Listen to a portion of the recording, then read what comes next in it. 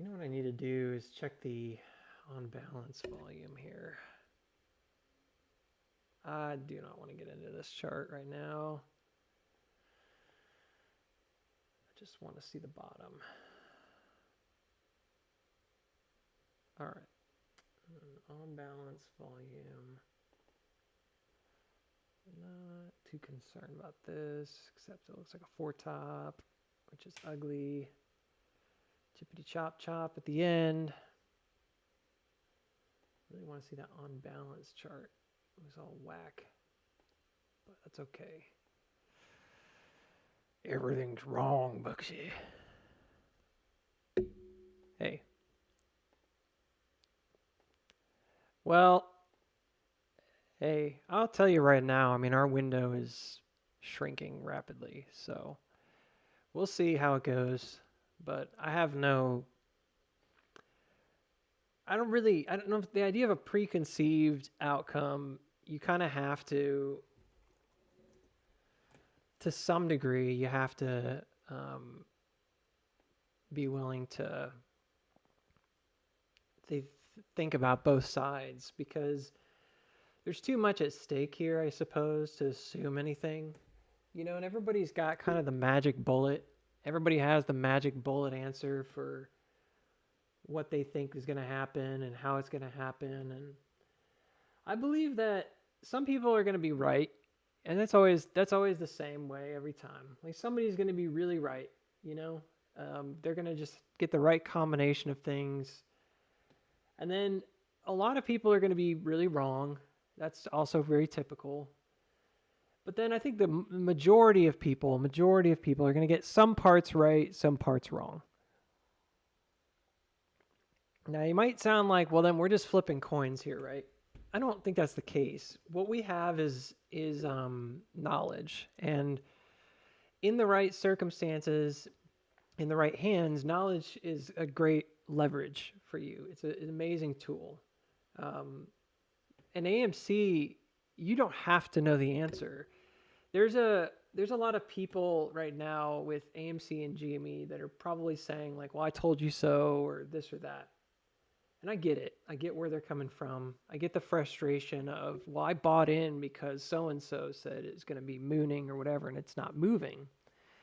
And I've said it before, I'll say it again. When we see these kind of setups at the end of the cat ear, it seems like a cop-out to say that it could go up or it could go down. But the problem is that you have to sort of know the mind of the operator. Your operator, when we talk about that, is a composite. They call it the composite operator, the composite man, or whatever in Wyckoff. And the idea of that is there's a bunch of different institutions trading this. Some of those institutions are bearish. Some of those institutions are bullish. And that may surprise some people, because a lot of times, especially early on in this whole like AMC GME saga, people would say that it was all hedge funds that were all bearish. That's not true at all, though. We know that BlackRock and Vanguard have had different kinds of positions, both bearish and bullish positions, long and short positions, usually simultaneously. The problem is that we don't see very readily the short positions unless it's like a put. And even in the situation of options chain, a lot of that stuff in share buying, even it goes unreported for a minute. So it's like there could be a lot going on that you don't really understand. So we use it as a tool to understand liquidity and maybe what's going on here with liquidity. I've been very adamant about two things. Very, very, very, very clear, I think, about two main ideas. So like, you ever seen like a dot chart, right? You guys have seen those? And the dot chart shows you dots, like points of interest. It's a statistical chart, right? You may not be very familiar with the term. Maybe you don't like math that much. But a dot chart usually shows a spread, and you can do like a mean or an average through the spread. The stock market is, in a lot of ways, a dot chart. I mean, if you think about it, each of these points could just be a dot on a chart, and you're really just looking at the overall move. And if you look at the overall move here, what you would say is it's down, you know, maybe sideways. if you just looked at the last year, but you would just say, oh, it's going down, right? So like a dot plot here would just have you going down. And a dot plot, in certain time frames might look a little different. Some people back in the 2024 run up, when we looked at this whole overall move, and I did in the beginning think it was possible we got like a secondary upthrust. I always felt like it would probably not go beyond 8 if we did get a second push. And that seemed likely at one time that it could happen. There was certainly like a sense of targeting there. Didn't happen, obviously.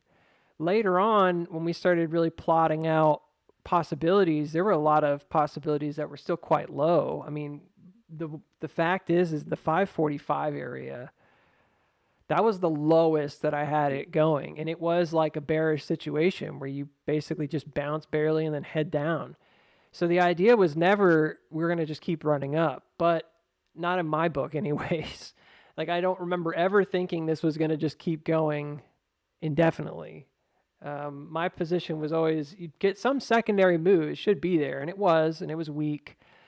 And then you'd come back down to lows. But even at that time, there were folks that would look at this area right here and suggest, well, it's just going up. Like, it's not going to go back down. It's going to find support and go up. And it could have happened, but it would have had to have happened like here, basically. It would have had to have happened here in spite of the range doing what it was doing. It would have had to have been like 430, push back up and jump the creek. If you look at what's happened then over the last 2 years and you kind of zoom back out a little bit more, there's not really that complicated. I don't want to say this is like a head and shoulder, but I suppose you could look at it that way, where this is like a shouldering in, and then there's a big kind of head motion here, which has a double test on this trend line coming down. And we're back to that motion again. And certainly we've talked about the ideas of, hey, if it came down and sort of met with October, when we were talking about the 3rd, there's 2 different variations. One is it goes up to meet with October, and it actually is very close to that $8 area to where a lot of these S-curve targets go. The other, and it doesn't have to be either or, it could be both, to be honest. The other was that it comes back to the parallel that's low, which is really far down here at like the 190 area. So we had talked about the 190 region quite a bit, and we've talked about the higher region quite a bit. And what's confusing is that both of those may represent equal probability. However, they're not really equal probability, because we know from historical data on any stock in the market that you can't go like indefinitely to the downside and still call it a spring, right? You can't go indefinitely to the upside and still call it a UT. At some point, there has to be a decision made. So when I look at this, I think about how like, all right, well, it's already been going down. What we have is iterative function. It's very clear to me. 1, 2, and then 3 iterations here. In reality, if this is enough of a strength test and it doesn't need to go low, which doesn't always seem very likely for AMC. Most of the time, I'm looking for a spring, right? Most of the time, that's kind of what I assume is going to happen. Then it is possible. I don't think this is what's happening, but it is possible. I mean, it's hard to say. I guess I should leave it at that. It's possible that this was a back test and now it's going to go. However, I've mentioned this several times, and I'm trying to like get across this idea that like really this level right here, which is around 318, it's the same level that we jumped. It's the exact same level that we jumped in May. That level had to be jumped. Like, it's going to be the same thing. And the reason for that is actually that we set up on it again. They liked it for whatever reason. The operators like it as a liquidity anchor, and I'm calling it an anchor. But it also happens to play into a special role, I think, in a lot of other things. Now, this is a weird chart. You may note that these look like strange trends here. I'm with you. It's a bit strange, but I'm not going to kind of elaborate on it right now. What I will say is that I did post it in the Discord, and it's a comparison to 2020. It's a good comparison, and it's actually pretty darn tight in terms of like what it would represent. But I don't want to go into high detail about it right now. So maybe later if we have time. But I just want to get the point across here first. I came to the conclusion that was really the exact same conclusion. And I've been talking about it for a while. I was very concerned that we would come up above like 350 potentially in an upthrust and then drop through again. And it would be very similar in style, if you will, to what happened back here, which is that basically we slumped beneath this upward motion and then we hooked. And you can see right now, again, like that's looking backwards. You can see the similarity. This is the build out. There's an ice, a strength level, right? And we kind of camped underneath it and we came back up to it and we never broke out again. Now, one key difference here would be if we did do that, we would be up there around 380. And again, that's high enough to give you a UT if you wanted to sell off after that. The difference is, of course, we'd be jumping the bigger creek. And the last time we really did that with any strength was back here, and it wasn't very good, right? I mean, like at the end of the day, beneath 836, it went very quickly from the $11 top, and it never recovered. So ideally, you don't really want to see that push up right here in the same exact manner and then slide back down through $3. A lot of people have been noticing, and they've rightly noticed, that what we have been doing is we've been really chopping heavy around 3. And what you see on the screen there, that particular EMA that's pink, I think that's the 180 on the 4-hour. And we're right on top of it. Like we pushed off of it. It looks like it's trying to go. In previous times, anytime we've kind of come across the 180 with some strength and we held it, right, we get another push up. But like anything else with AMC, almost always this has been used as a distribution measure. You can tell that it's bouncing off of it, but it's having no luck ever holding.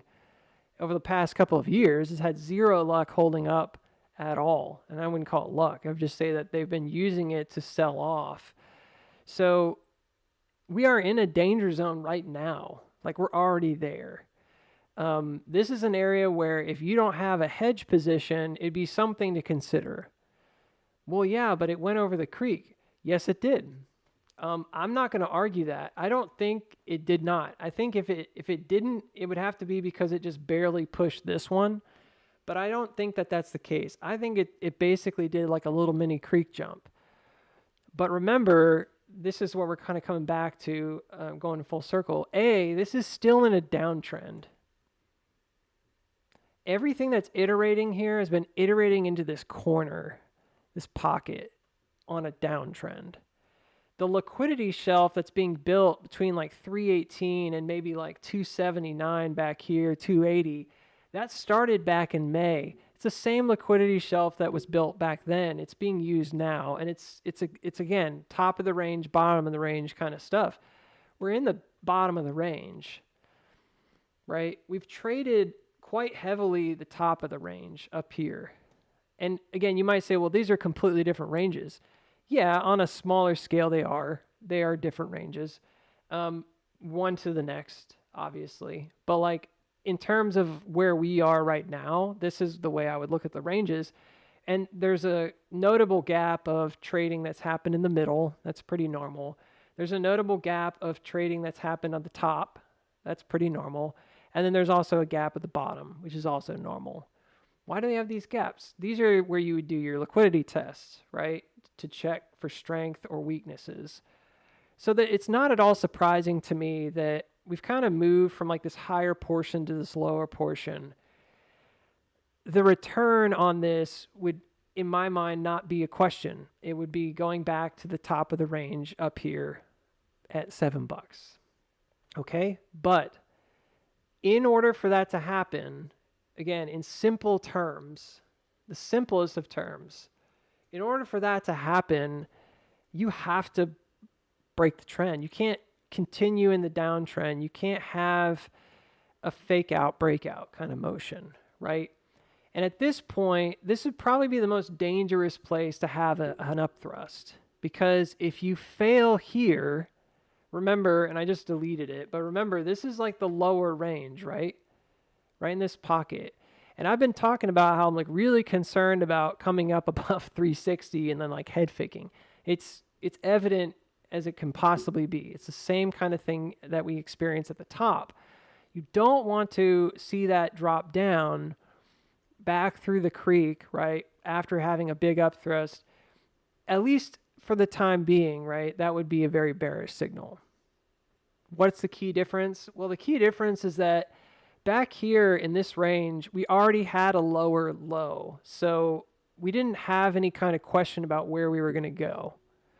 The question marks now, the reason that there's so much uncertainty and why some people's dot plots have us going really low and some people have us going less low, why some people think that it's going to drop off the face of the earth, and other people are like me are kind of like, well, I don't see it as necessarily a bad thing if it hits a spring.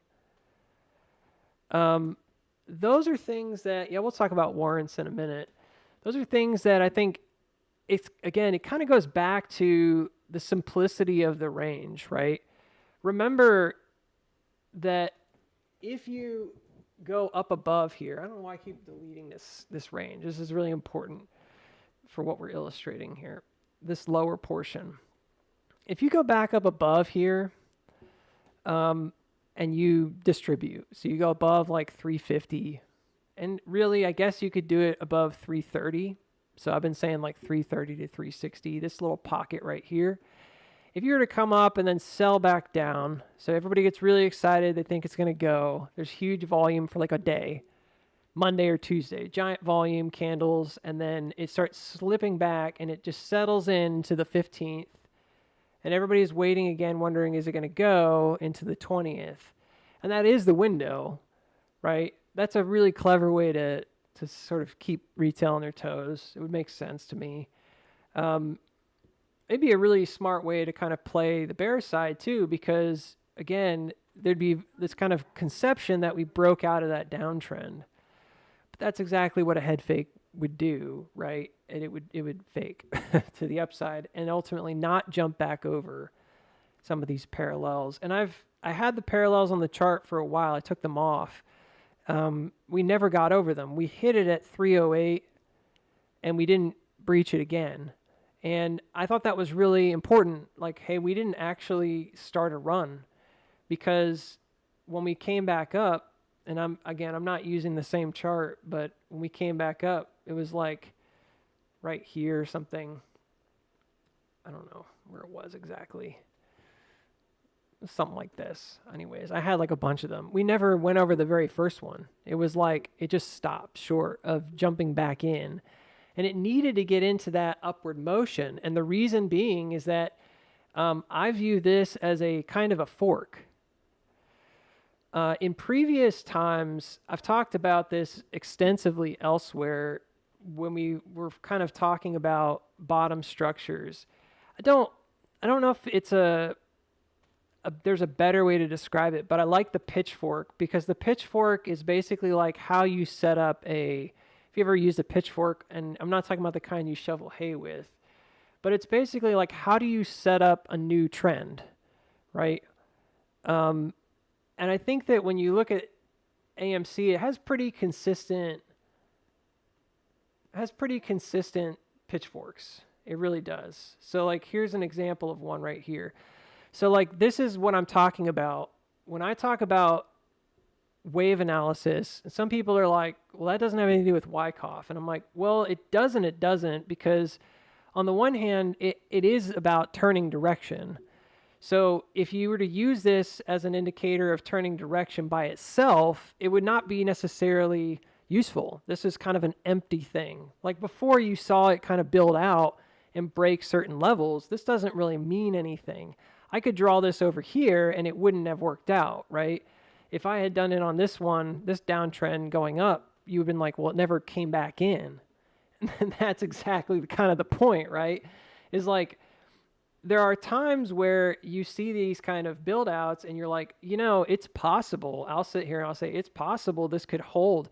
it looks like it's going to try to hold, and then it doesn't. And this is exactly where the breakdown kind of falls apart. It never comes back in, right, and reverses on that pitchfork. Well, that's bearish. That looks like what we're doing right now, Booksy. You know, we didn't come back. We're not coming back in. Like you said, those parallels. I'm manually setting up pitchforks. I think that I like to pretend sometimes that I'm like this academic kind of dude, and I'm seeing things the way that I'm seeing things because I'm just, you know, investigating and finding the answers for myself. I do think there's some of that. Some of that's there. But honestly, it's just a pitchfork. Really, all I'm doing is I'm trying to find where that wave is generating upward and downward momentum. It's very simple. Upward momentum, stop. Downward momentum, stop. Which direction do you go now? Well, you would resume upward momentum, and then you would see that wave complete, right? So like you go back to 2020, we just looked at that one example from like a really small area. It looks just like what we were experiencing now to some degree with in terms of the shape of it. But this is no different. Like this is the same concept. It's just played out differently, and you have to kind of use your wits, so to speak. I didn't even do it right. It should be over here. To kind of get it right. You know, I mean, there's different ways, obviously, to do this. I'm not going to do it perfectly the first try, but that one's pretty decent. I don't think that's maybe my favorite, but it would make sense because then later you come back up and it fails to re-enter, right? I mean, so that one works pretty well. You can see here it re-entered, you know, and went up into the middle and then extended over the top. And then interestingly, the extension over the bottom is met all the same. So these are simple tools that you can use. Pitchfork's really easy, and there's different kinds of pitchfork tools. If you don't want to draw the parallels as I've drawn them, don't draw them that way. Just use the pitchfork. What I'm suggesting to you guys, like lately what I've been suggesting is that this is kind of the same build out. Again, it has the same buy up, buy up, buy up, buy up motion with the iterative kind of shrinking, where it's just basically just doing kind of the same motion over and over and over again as it's traveling down. And if it breaks out, it should have that nice wave that then completes. And again, there's different ways to kind of illustrate this, but the wave analysis on this is not that complex. And then if you combine it with what we see as, what I see as a pretty straightforward understanding of Wyckoff theory, which is that, you know, hey, once you've tested the lows, right, and that's what happened here in this liquidity pocket, and they have the same thing, by the way. You can see like the lower liquidity, you can see the upper liquidity, you can see the kind of gap space in between them. This is not that different. So this is a huge range. You may have said, oh, it's two completely different ranges.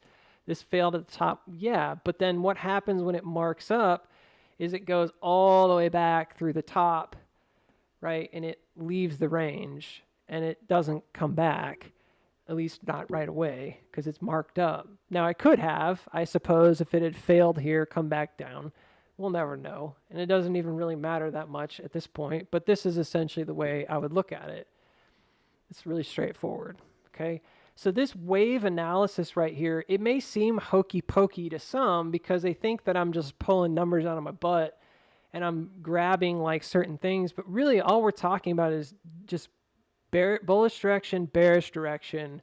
If bearish direction reverses, what is now the new bullish direction, right? What is now the new trend that's going to be assumed, and where does it go first? So the markups are super important for that reason. In terms of Wyckoff, you'd have to know like, well, where's the actual top of the range located? And then in addition to that, you'd have to know when did it change direction, right? And did it resume appropriately? Now, beyond this, let's say, for example, that you didn't have maybe the perfect answer, but you thought, let's say you weren't using the pitchfork, but you thought this was pretty much correct. And this is what I've got on my chart, by the way, is I've got what I think is the main drop middle. And I don't even think it goes through like there. I think it may have been like, well, it's I know it's right after where it dropped through the lows. So it would have been like the same, would have been there as the pitchfork in this case.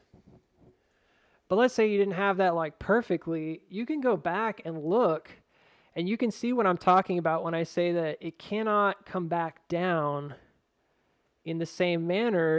It can't like stop here and then drop backwards, right? It's not done if it does that. It has to resume the parallels, and that's what this does. See, it jumps back in the parallel structure and comes back up. Why? Because now it's out of the creek. It's also jumping the creek at the same time, right? So now it's out of the creek. It's moving into a bullish trend.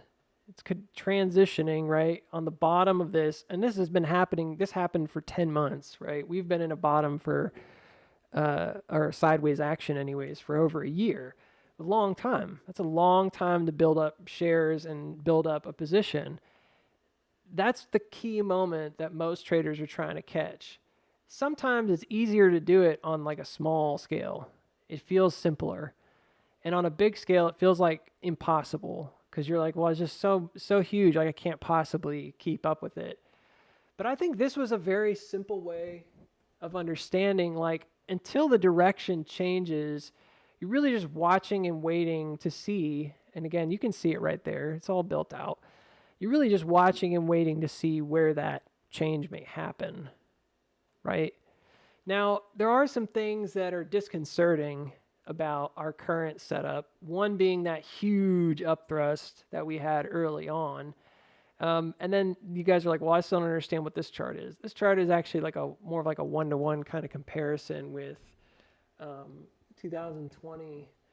And it does suggest it goes to like $12 very soon. But it doesn't include a spring, at least for now. It could be there, but it's just not there on the chart that I've drawn.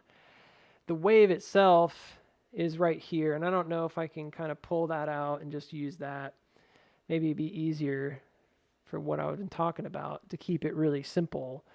My point being is that the overall motion here, I think this trend is separate. Yep. So I'm going to keep that. The overall motion here hasn't finished. And it's almost there, but it's at this point where, like, I don't know if it's going to finish the way that we want it to. So I did this, at least for now, right? I did this chart earlier for the Discord group, and I was talking about how, like, there's kind of a common thread of motion here with these, if you will, again, buy up motions we were talking about a minute ago. And there's more than a few of these, right? But you can tell, like, as we're walking down into the bottom, we're started getting these like walk downs. We're getting these big motions up, then they're followed by these deep retracements. And thus far, they were making lower lows for a little bit. They stopped doing that here. They didn't come back below 245. I thought that was kind of curious because, like, we had thought, well, if this is like a macro phase B kind of bottom, which makes sense to me, then really what we should be experiencing is a spring down below 245 and didn't necessarily need to go any lower. So to contrast what I was saying a minute ago, it's like all these walk-ups are kind of doing the same thing, right? You're just pumping up towards the top, and then you're basically at that point doing a strength test down, and then you're walking it back up to the top. This is really simple, right? But you're walking it back up to the top, and then you're doing another strength test down. And you just kind of keep doing that over and over and over again. And as it's going, again, you can see, like, it's building out a case, I think, a really good case, that there's a huge amount of shares trading hands over the last years. And then you look at something like this, you say, well, where is the pitchfork, right?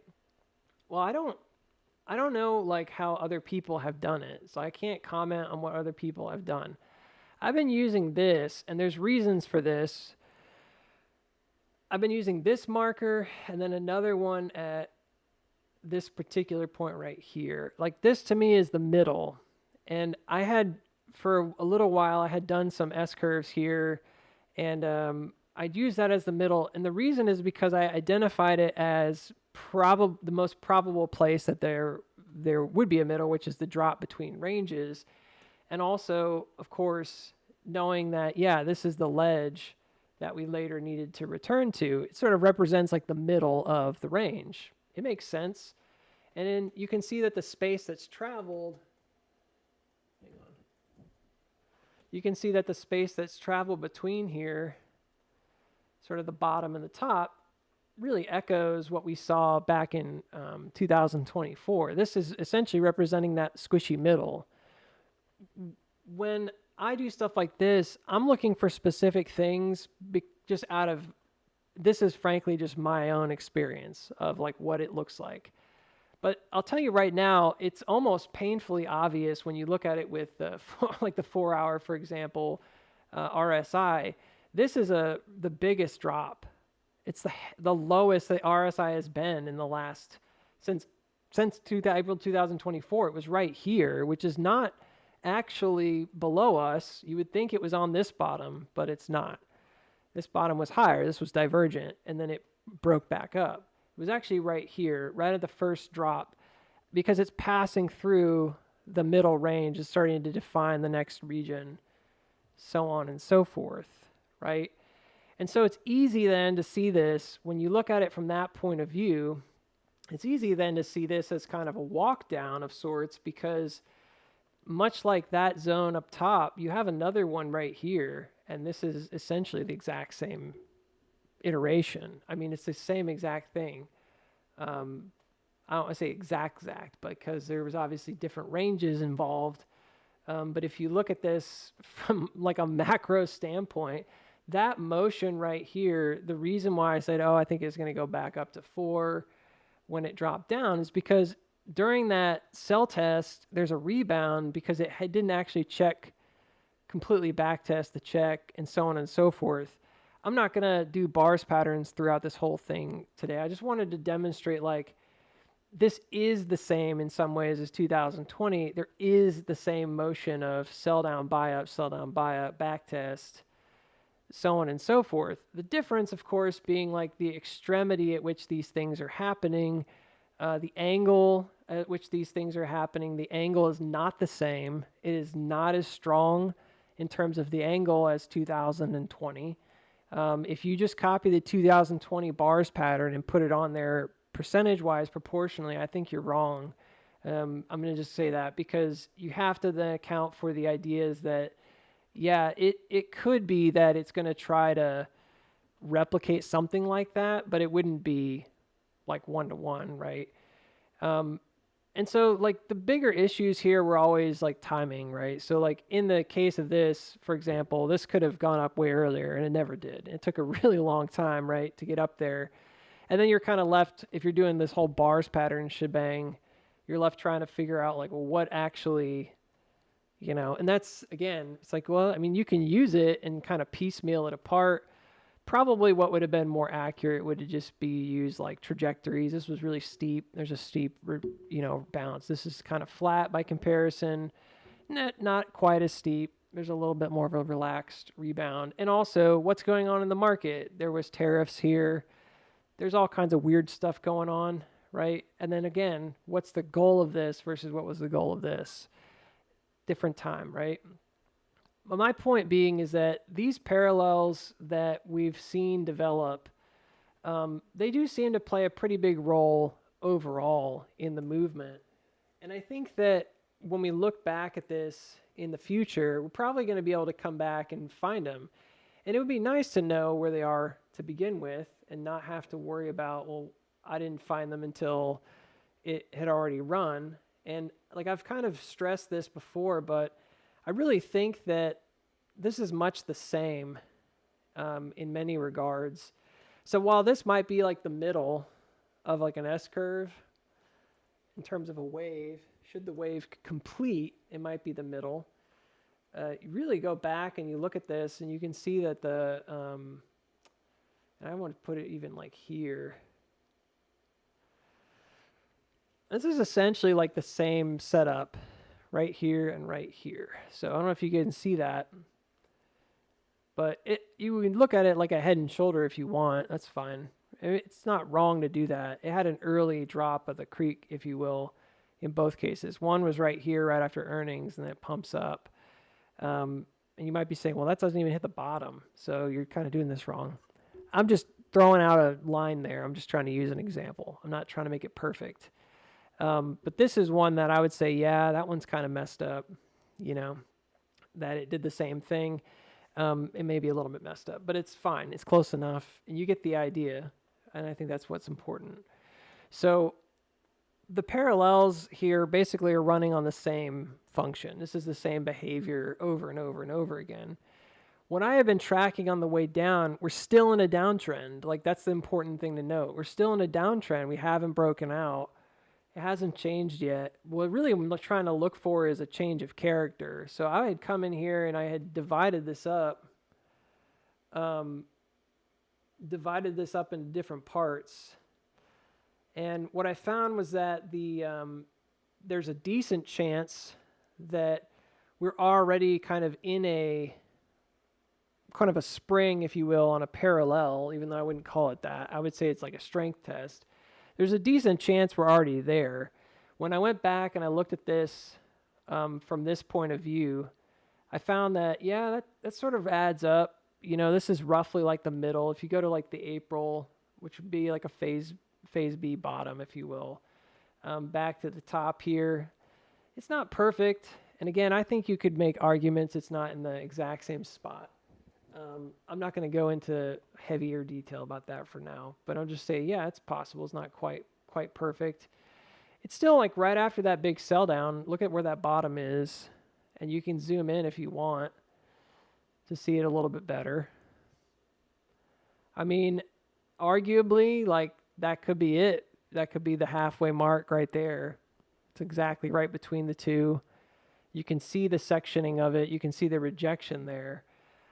I don't know if I'd put it like right on that dot and then just say that this one's actually like on the next, maybe like that, like it's slightly below, and that's why we have this kind of push out early.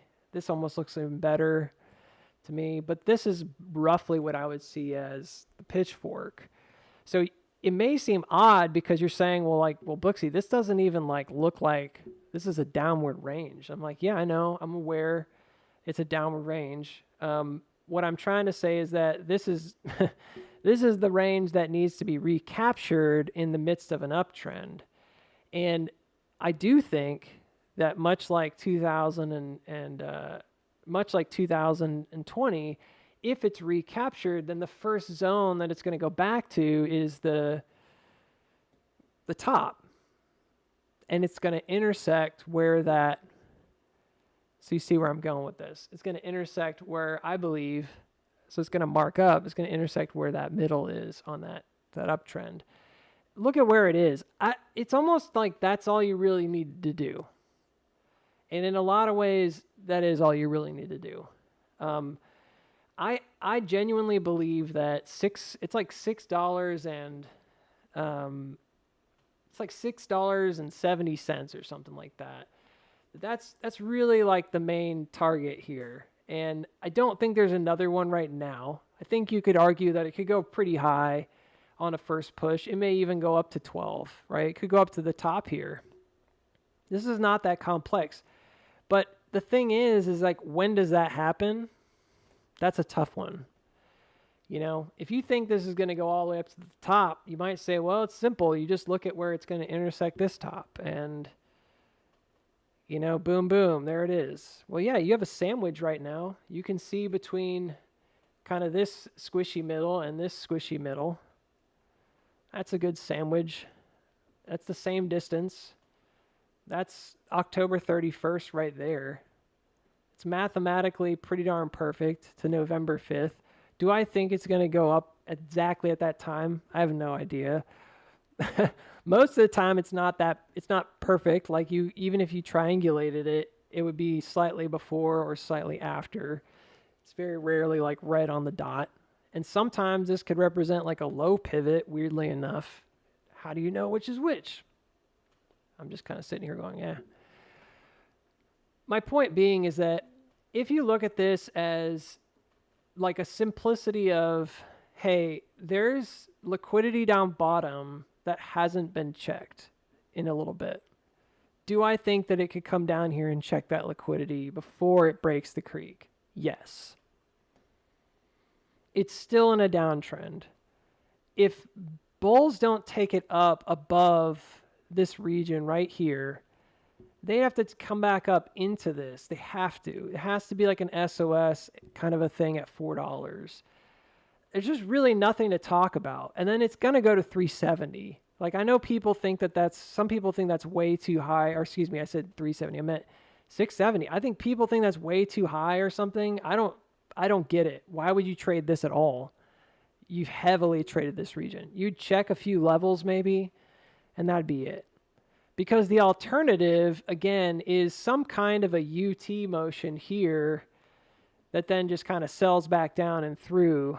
And there's nothing else. You've been in both of these regions for essentially exactly the same amount of time. This is the other thing, is I went to April 15th and I went back to this middle. And I mean, again, you say whatever you want to say. It was Tuesday, or it was Thursday yesterday. I checked it. Maybe I got it a little bit off today. I don't know. But the wave is pretty much finished. It's between now and October 20th. So if you're talking about time spent, one side or the other, between the beginning and the middle and the end here, right? Classic story structure. It's actually done. I mean, there's nothing else to it. It could be that, yeah, maybe there's a desire to trade longer on the bottom. But yeah, it was like I had done it a couple times yesterday, and I got it really precise. It was Thursday at noon, which is odd because then the very end of the day, it popped up over the creek. And I was like, well, I wonder if that's just like a phantom signal that we are kind of reaching that turning point. But there's also this other bottom, right, and a reaction, and all of this stuff happens pretty fast. So there's a big window here. It's small in that it's only like 10 days. It's from the January 7th to the 17th.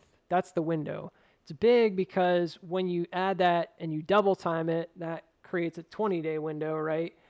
And this suddenly starts looking more like, October 20th.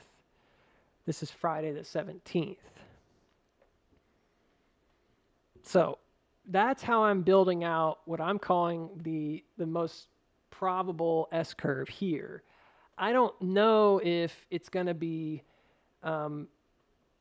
really low and crappy and then die, right? If it can't get back above here, then it's done, right? I don't know if it's going to do that.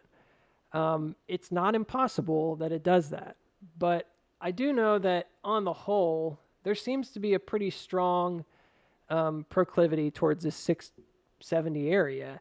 And I'm showing you right now, not trying to butcher it, but really trying to show you that if you go to this region that we're talking about, right around 650, that is the middle from where we stand. That's the middle of this curve.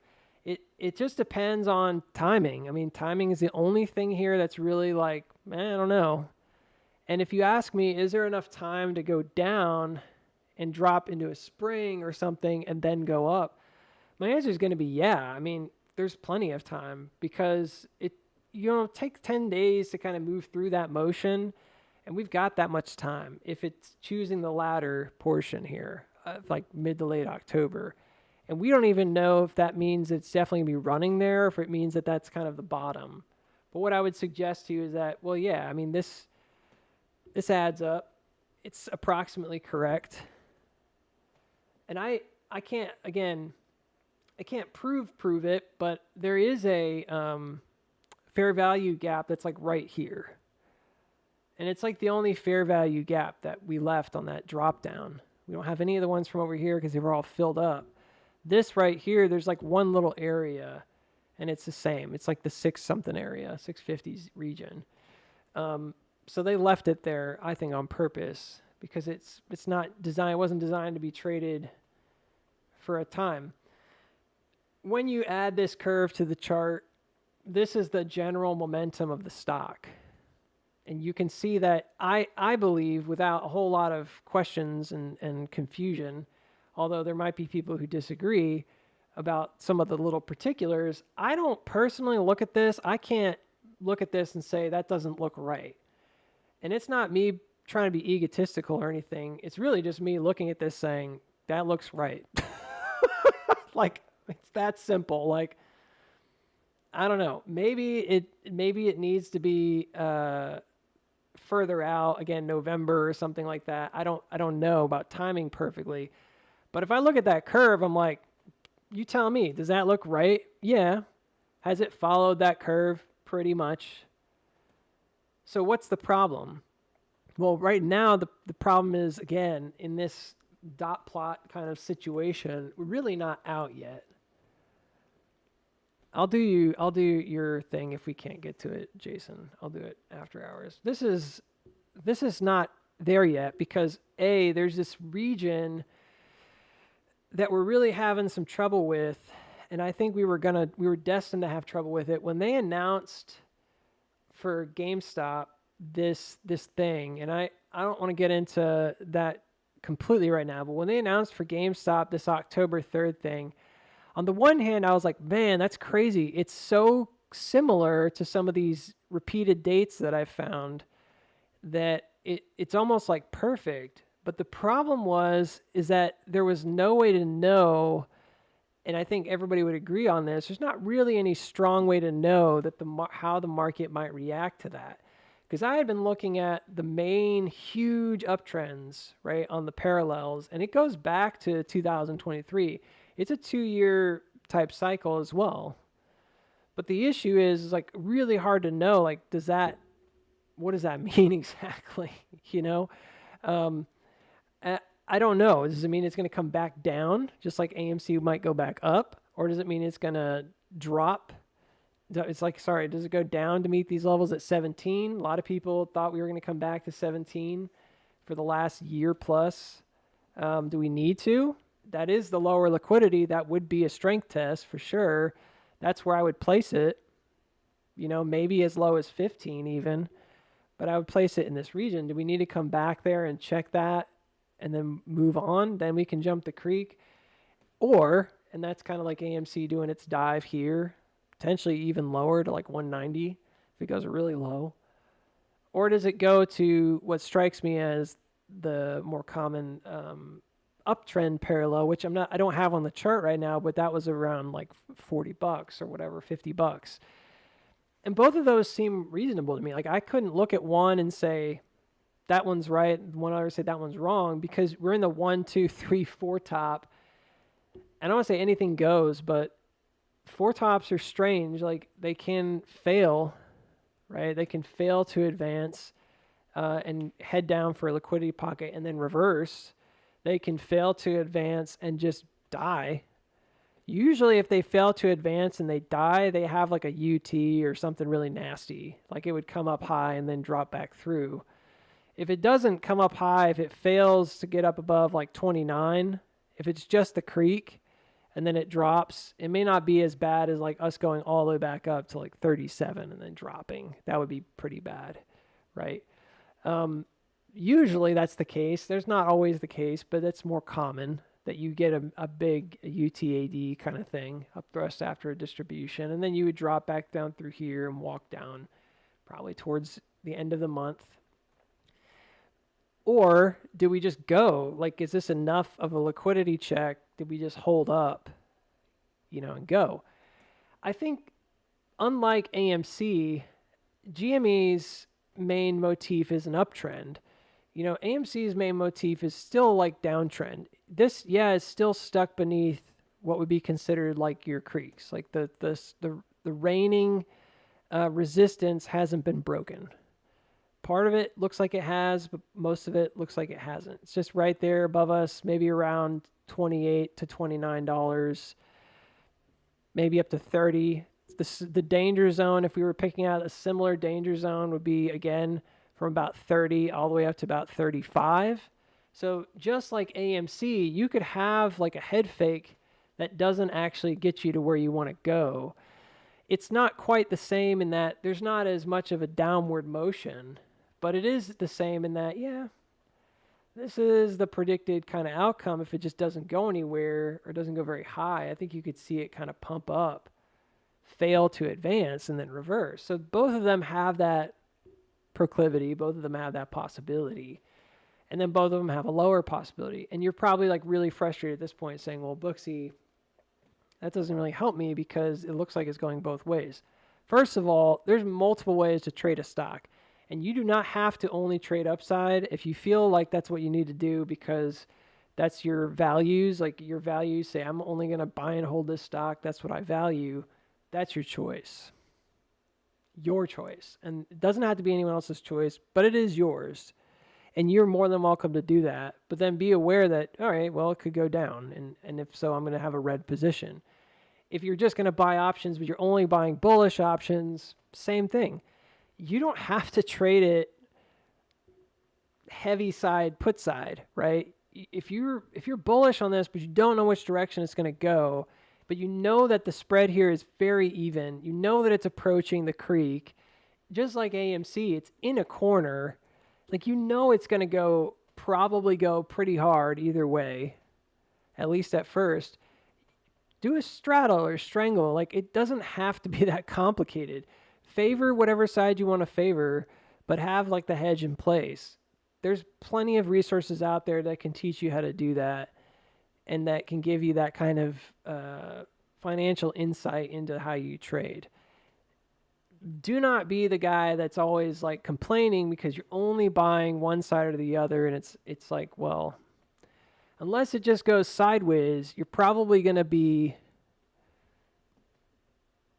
fine, right? And as long as you're planning far enough out, you're probably going to be fine. The people get burned, and myself included to some degree, are going to be the ones that are trading like weeklies, like right here in October. And that's probably going to be the majority of people that get burned, if they get burned. So there's going to be an if, and I said if because I'm not sure, right?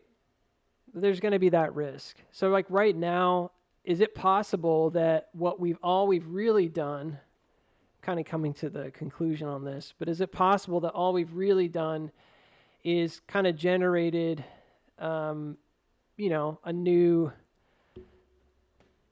middle? Well, the answer is yeah. And I mean, I did this a couple different ways previously, and I looked at it and I thought, well, it's tricky because it keeps setting up these like drop ledges. But what it's doing is it's generating on the sell downs, it's generating these like pivot points, and then it's using those pivot points when it comes back up. So like when we went through the pivot points here, like what I mean by that is like this was the pivot point, right? It has this like backup, and then this is what's used as an anchor later. It comes back up and it uses that. These same markings are here. They're all there on the sell downs. So like the downtrends are sort of building out a range. That's normal. And you can see right here, right around 306, which is interestingly where we are today. And we're getting kind of hung up on it because this is like basically like a middle, top, bottom. You can see that when this was coming down, it had built out these anchors. You see that drop ledge where that sign of weakness happened, and then it comes back up and drops. It shows very similar levels as the first, which is clear. But you can see that it's not that complex. Like that's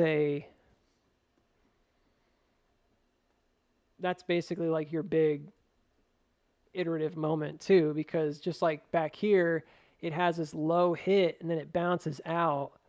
Right here, it has this low hit, it bounces out, and then it pushes out again. The iterations couldn't be any clearer in my mind.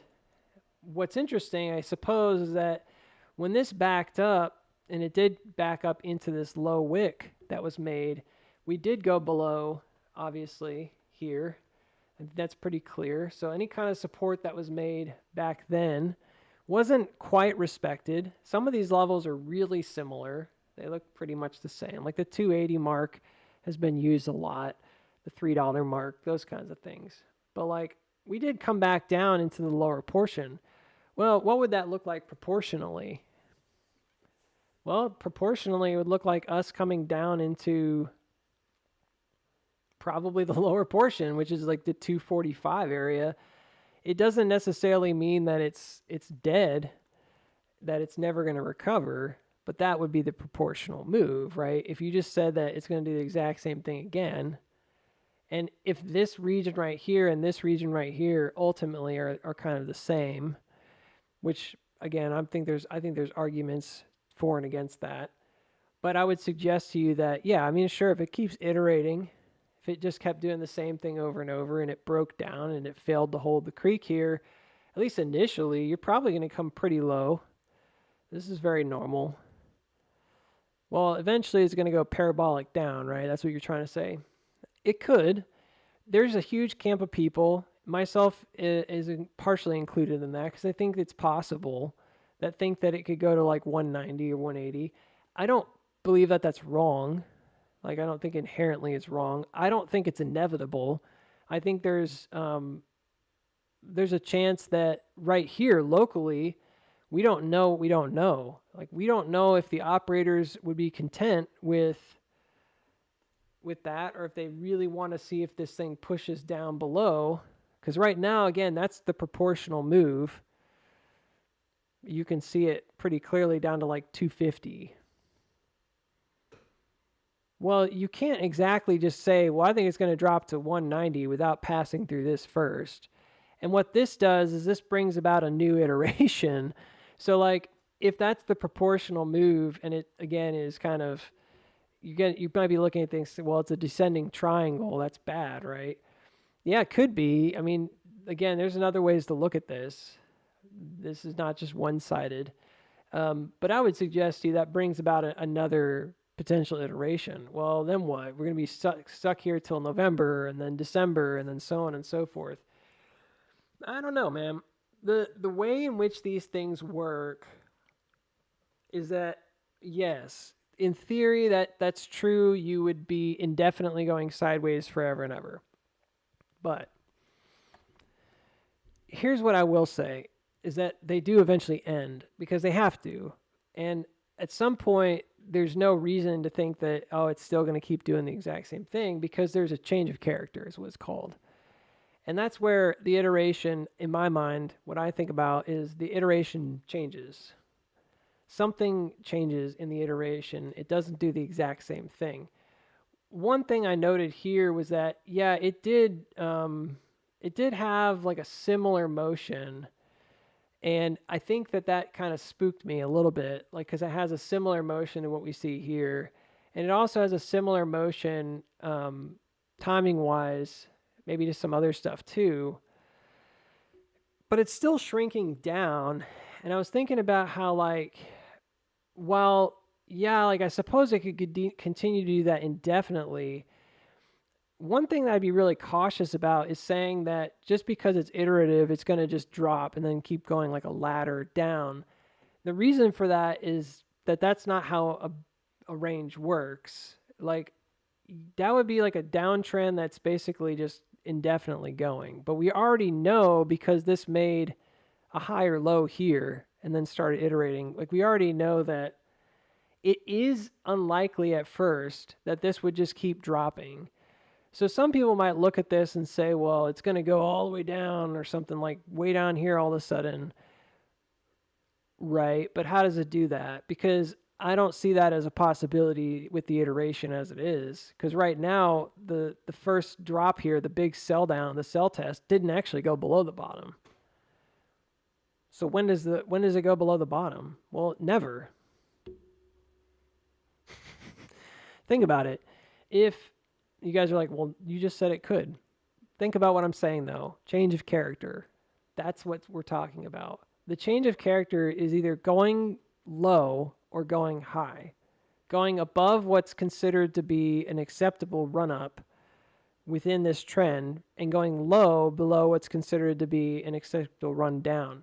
Thus far, unfortunately, and I don't know what's going to happen end of day today, but I will say that I was concerned yesterday because it got really high, went like 318 or whatever, and I was like, I don't like it. Why did it do that at the end of the day? And now we've got a huge amount of shares trading hands, and we're kind of chopping around the creek. It's not really my favorite place to be. And the main concern that I have is that, yeah, like it's possible we still have another upthrust here. I mean, I wouldn't be surprised if Tuesday or something like that, Monday, Tuesday, we get another push up. It wouldn't really shock me. I don't know how far it's necessarily going to go. I really don't care.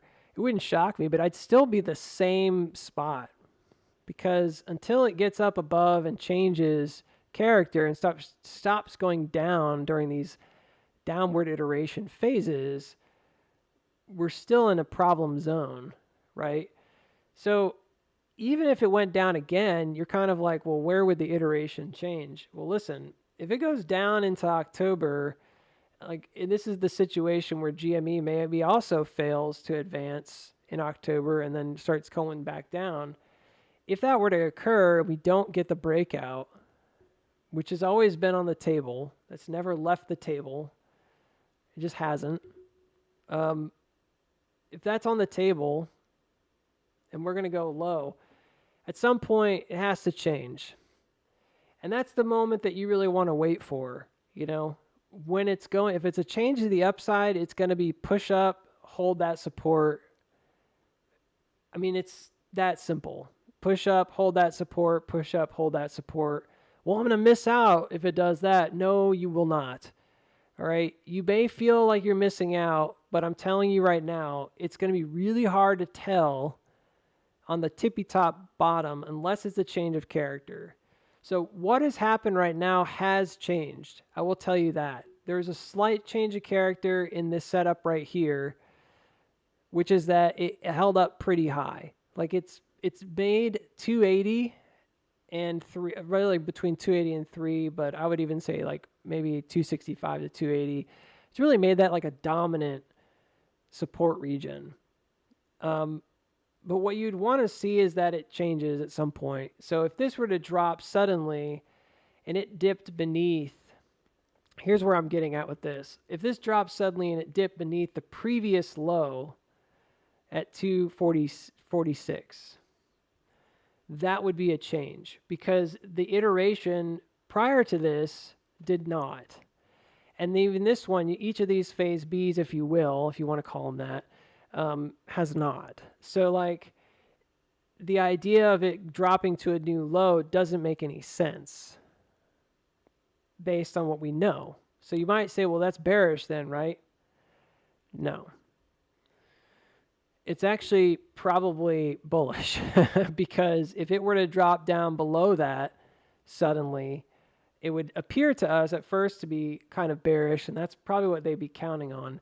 But that's the exact same thing that happens in the spring in 2020, is that the third iteration, the third major iteration, which is really small, guys. It's tiny. The third major iteration actually just dropped below, and it went low. It went below the previous, whereas the one before that had not. This was all set up to distribute, and then it drops down and went below the previous. If this goes to like 244, let's say it doesn't even breach the bottom. Maybe it does and it hits 237. It doesn't make any difference to me. If this goes back down and it soars down through this liquidity and then it comes back up and it holds above, 246, there's going to be a huge chorus of people saying that it's dead and it's going to die. But the truth is that, you guys are like, it's dead. The truth is that that's pretty much exactly what happened in 2020. It went down, it dipped beneath the previous floor, and it came back up and just gently came back above that floor. It took about 8 or 9 days, and then it was back above the floor, and then it just took off. The rest is history. Why? Because it's the strength test low. And honestly, most of the time that's better than going up. My bigger fears have always been here that this is harder to read. the LPS is really hard to read because, like, locally, maybe it was a spring with support and it was making higher highs and trying these things. But on the bigger picture, it doesn't look like that. It just didn't come down, which we had talked about before. On the bigger picture, it just never came back to retest the floor again. That's a harder one for me to judge because now I'm worried that we're really just avoiding the bottom in order to go pick up some more short shares. And it's tricky. Yeah, but what about this timing that you said it has to be done by the October 20th? I think that the window for the S curve does roughly close then.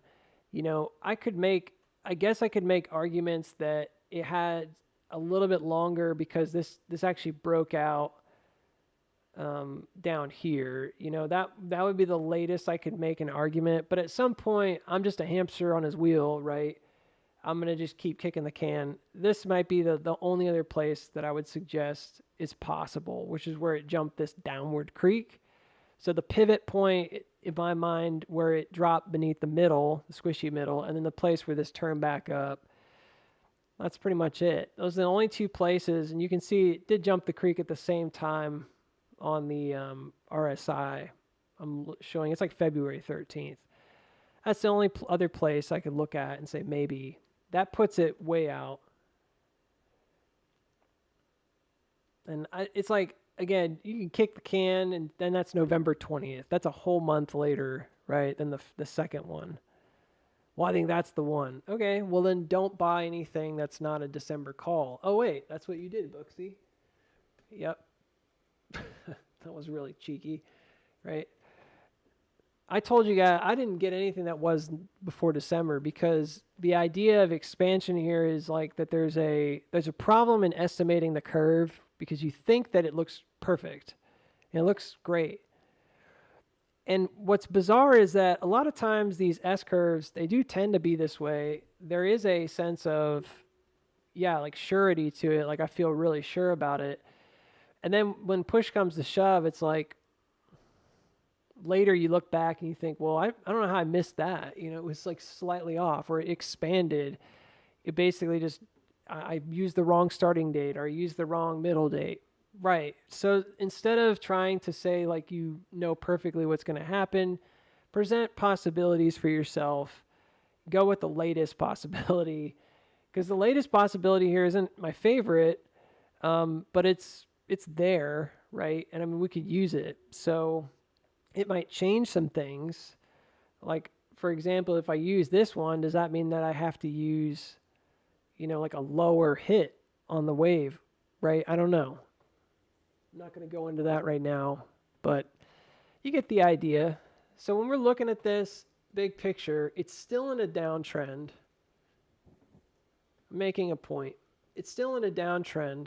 I think it has the makings of potential here for a spring. I don't think that the jump that happened yesterday into today, I don't think that necessarily worked. Holding at 305 is kind of holding the local creek, so you might still see another push up. If that works out, then we may see another push Monday, Tuesday. I wouldn't count on it. I wouldn't hold my breath about it. I would just say, okay, that could happen, but it may not go above 360, and at that point, I'm not gonna say, yeah, it's definitely going, right? That'd be silly. We have evidence, plenty of evidence that this is indeed in a good spot to go. There's not as much evidence that it has to go super low. Again, a lot of people would say, well, no, it will. But in order for it to do that, it would have to change character twice. So it'd have to what I mean is it'd have to change character and then hold to it. So it'd have to come back above and then not hold the floor. That'd be different. And then you'd have a case for, it's going to go down parabolically to 180. And Booksy, you were so wrong, right? I was right the whole time, blah, blah, blah, blah, blah. Sure. That's where you'd have a possibility that, maybe it comes all the way down to here by earnings, so be it. I will just say, though, that in 2020, the same principles could have been applied, and I think you can't really like look past the fact that really a lot of these trends they're actually pretty similar as well. They're almost the same, you know. And we can go back and we can kind of compare notes and say like, well, this and that happened, and I've done that before, and it's not entirely useless. It's useful. Um, you can say, well, this is where the gap was, and it's down to there, and so it's going to go all the way down there. Or you can say, well, I think this or that. But I do think the bigger picture is still going to reign supreme, which is the idea of like liquidity testing, right? And like what happened with the higher low and then dropping down to check liquidity with the backup that then jumped the creek. It's pretty straightforward, you know. Maybe, yeah, you could say, I think it's going to go down to 190 because this went really low here, and therefore it's going to go really low, you know, over there, and it's going to hit this mark first, and that's what makes this the same, is that this has a dip beneath it, breaks out, it's going to dip beneath it again and then break out. Yeah, it's an argument that could be made. There's tons of ways to look at this and suggest that it's going to go low. But then again, it's like, if I pull out this from my hat, I'm like, yeah, then I could make an argument this is going to go really low, right? Oh, it dropped beneath this trend. This was the middle here. It dropped beneath this, like 50-50. So it's going to go down, 50-50 now. And so like I can keep adding. It's going to go to $1, right? It's going to hit $1. I'm telling you right now, because this is like going to drop 50%. I can keep adding numbers to it just based on what I want to see happen. The truth is very simple, though. Like, it's a lot simpler than that. The truth is that you had, a strength test, and then it dropped down and it strength tested the bottom again, and it held the second strength test. It did not go lower. It could have gone lower. I mean, you can say whatever you want to say about they were never going to go lower than that at that time. But it could have. It could have broken down through the range. It could have been a terminal shakeout and gone really low. The point is very straightforward. It did not. It had a few pennies below, and then it went the other way because it was done. And that's the big picture here, is that, and I'm not spinning wheels or anything like that. I'm really just trying to give you guys encouragement, because if you're kind of like frustrated to see the pop but not see the follow through, I'm with you. This is obviously, in my mind, I do genuinely think that a lot of this is delaying, because that's what iterations do. I mean, if you look at it, it's just sort of chop. It's just sideways chop. They're all kind of the same. They're not very exciting to watch, right? We don't like it. It's not fun. But at the end of the day, like, what happens will happen. If it drops super low, it's got to recover. If it drops to 180, that's a really low drop. It has to recover, because if they go down there, why wouldn't they just trade it? Why wouldn't they iterate this whole thing but lower, right? I don't know. Well, the only defense that I have right now is that it didn't do that. It already did a second iteration, and the second iteration appears to be higher up. So what we really need to see, again, we need to see it change character one way or the other, and it hasn't yet. It just hasn't. If it drops below the floor, whether that's 246 or 237, whatever ends up being 239, and it drops below the floor, that's really where we want to see that motion of follow through. The window for this, to me, has been pretty evidently like wrong. I've been wrong about it, in that I thought the window for coming back was August and September, like end of August, mid-September. We're already in October, so the 2-week differential there is wrong. If you go to September here, you can see, like, all right, well, there's some similarity. I mean, it's not that off, sure. No, I mean, it's not that off. If you were to look at the trend, that is a 2-year cycle trend. It kind of revisits the same area, approximately like a week or so off. the noggin.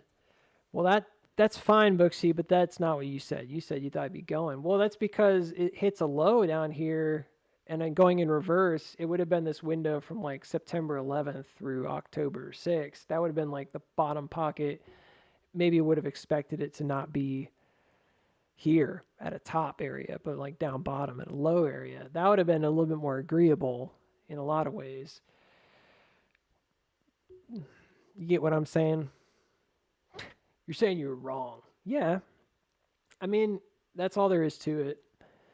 And I have to say that because August was, when I first picked out August was probably one of the longest waits. I think that at the time, a lot of people were still thinking there was going to be a May-June move again. And there was a May move, but I had kind of bucked the idea back in December after we did the chart shift and we started watching it. I kind of bucked the idea that it was going to be that short-lived. I thought it would probably be at least August.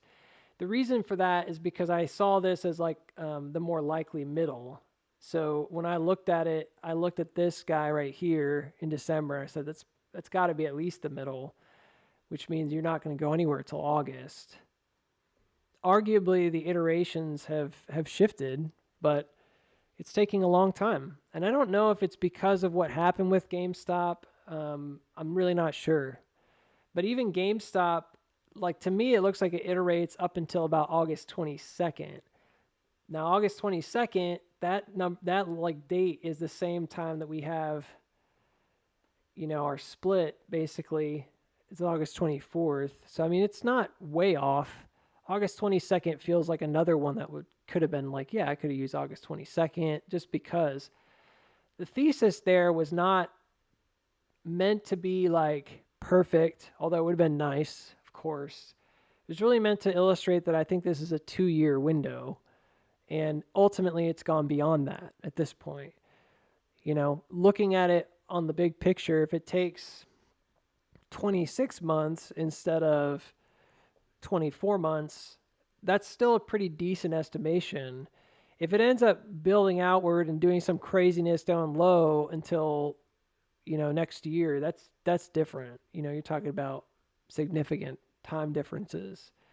But yeah, I mean, sure, that window that I said August, and then I later said, well, maybe September, because that's technically like the drop in here ends in September. You can see right there going into like the 11th. This is where it crossed the creek kind of thing into the 20th.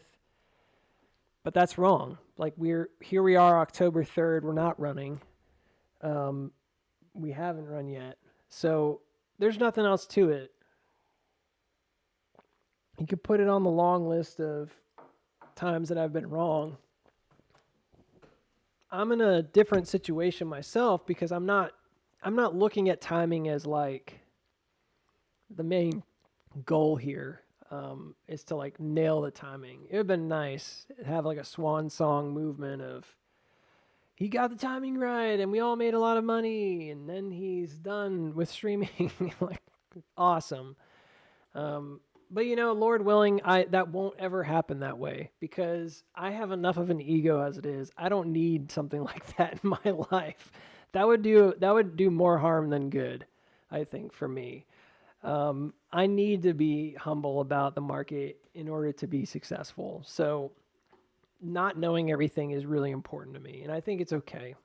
I get that people will be mad and will say that it was well, it's just another, instance of, but at the same time, I'm like, to me, I get where like, yeah, that's wrong, but I don't think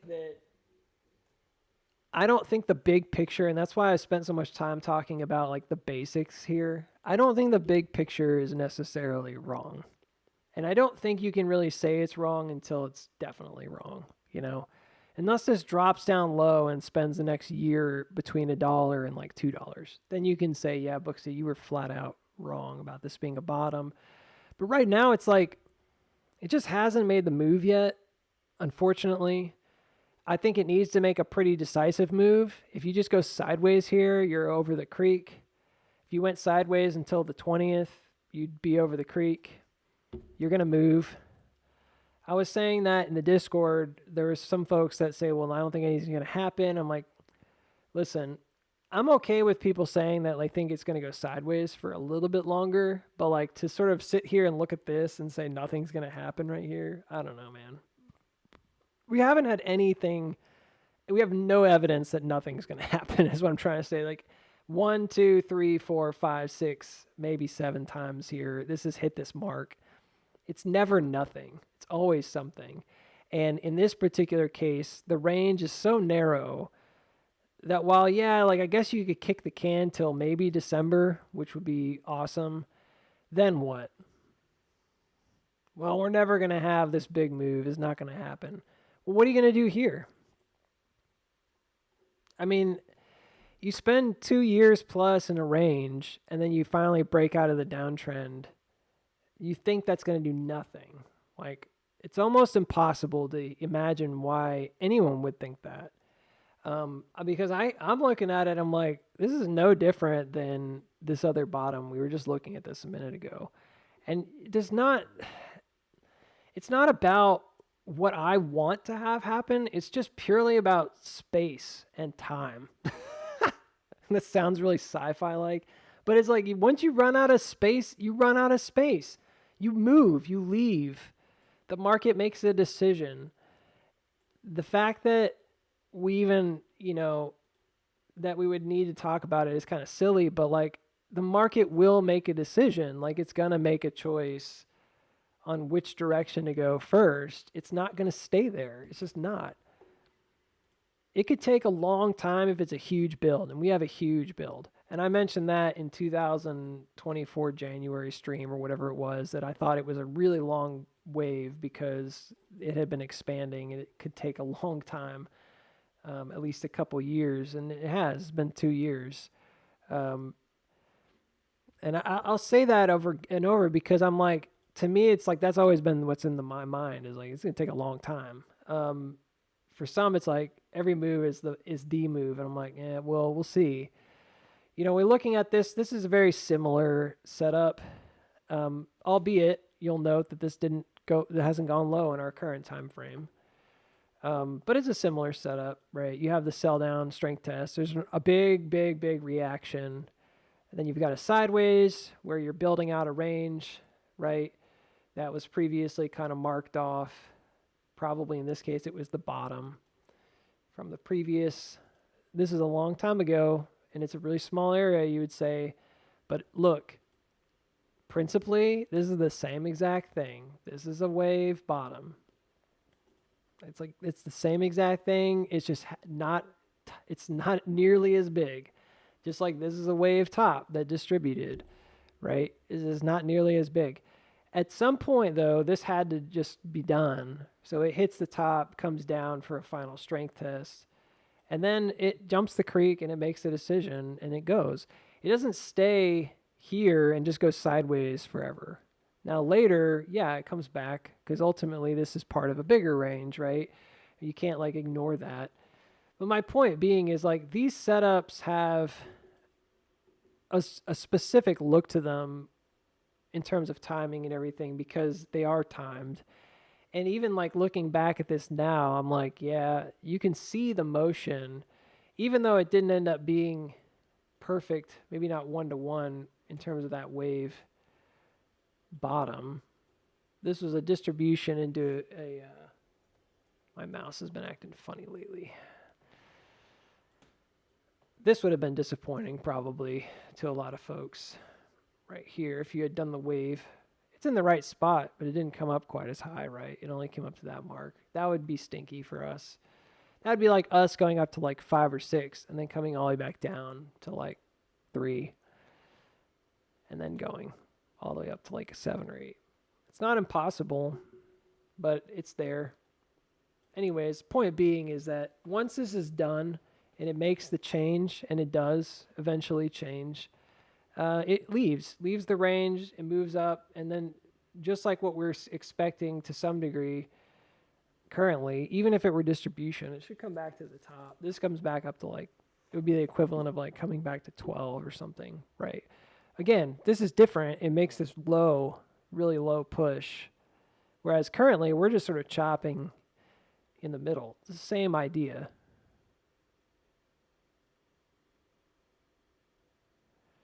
I'm trying very hard to understand what you're saying. I realized you are saying nothing.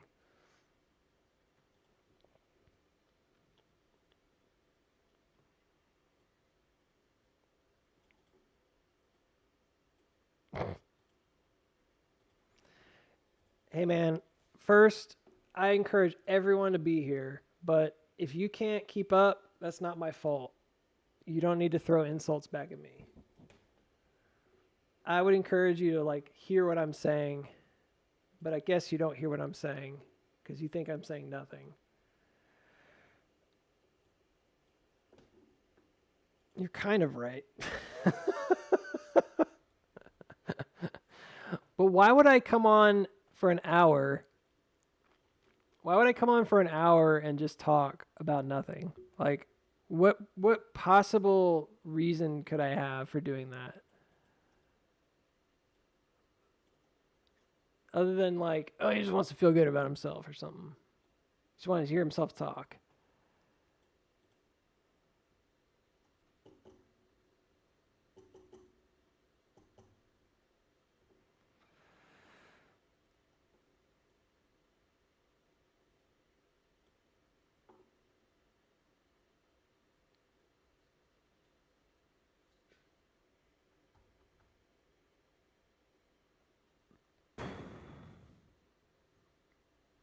So there's this button at the top of the screen. If you look at your tab and you go to the right on the tab, I'll just say this and then I'll be done with this comment. But there's this button at the top of the screen. I'm going to help you with this.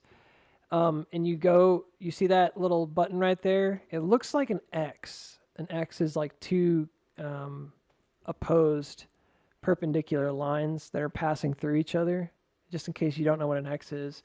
If you click that, you will turn it off. And you will not have to hear me say nothing, which is your accusation. Sound good? Cool. I'm glad I can help you there. You can learn one thing today, and that's how to turn it off.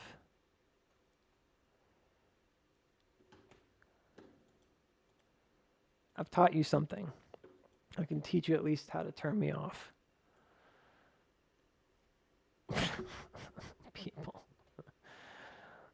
What I've said is, I think I've said a lot, but okay. Guys crack me up. What do you want me to say? What I'm telling you right now is as good as I've got. I'll just give you that. I've got a window of time from October 20th to November 18th where this could be up to $6 to $7. I think that it could go down for a strength test at 236.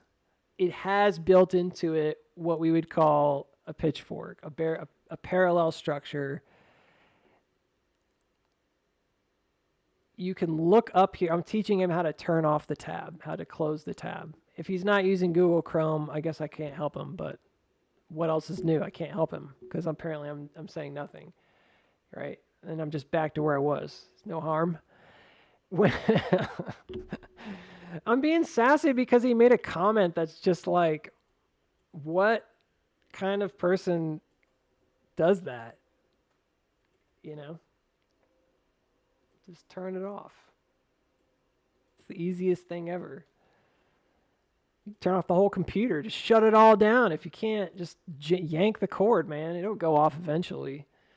If you've got a laptop, it might take a minute, but that's your emergency plan. If you can't find the little Xbox, you can't close a tab for some reason, then you can just yank the cord, right? And let it die. If you don't know how to do that, just put it in like a safe and leave it for a few hundred years. I mean, you'll be all right. You don't have to listen to it forever. You don't have to suffer it. If the government can shut down, this guy can too. That's so funny. Yeah. I just find that to be really, really tough for me. Like, hear stuff like that. but in a funny way. Because I'm like, what? Like, what is these even like? What do you mean I'm saying nothing? I've been talking for like an hour about the liquidity range here and what I expect to have happen and why and what we're waiting for. And it just makes me think that if it's like the magic bullet thing, right? Is they want people to tell you, people want you to tell them exactly what's going to happen. And when you're any kind of indifferent or you're any kind of speculative, it's like, well, you're not saying anything that I don't already know. Well, okay, then just close it out. Like, what do you want me to do? I don't know. I can't make stuff up that's not there. I can tell you right now that if it breaks up above 4 and it has that motion, it's going to be really violent and it would probably be very quick. You know, I can't guarantee that that happens until January, which is kind of crazy. What I can say is that there's some big move, right? I can't even guarantee it then. What I can say is that there's not the idea again of this being indefinitely sideways doesn't make sense. That was what I was arguing about a few minutes ago, and I was saying before I got interrupted, and I was saying that, like, by example, if you look at other previous bottoms or sideways actions, usually the creek is the big moment of truth. It's that simple. And I don't really need to explain up or down creeks to people because even if it were bad, which is what happened back here, right? Even if it were bad, you guys are like, oh, that looks super similar too. Yeah, it does. But even if it were bad, like something's going to happen. It's very, very rare. It's very, very rare that we actually see this thing come to like a point on a range. It's usually like you get to like 60, 70% of the range and it's kind of like, all right, that's it. What I mean by that is the triangulation here. It's pretty darn rare that we see it kind of squeeze into like a microcosm point. Some of you guys are looking at a here chart and you're doing some kind of a linear chart and you're like, mine looks like this. Mine looks like a bar coding. And I'm like, yeah, get off a linear and you won't see that. Use logarithmic when you're charting huge macro charts, please.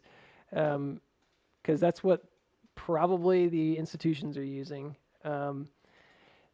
Again, it's easier to tell where those levels are. We just don't see this. And even here, it's like, I could have made the same argument, like, oh, it's going to just indefinitely go sideways forever and ever. But it just doesn't. Like, once it makes that change of character in that check, it's going to go somewhere.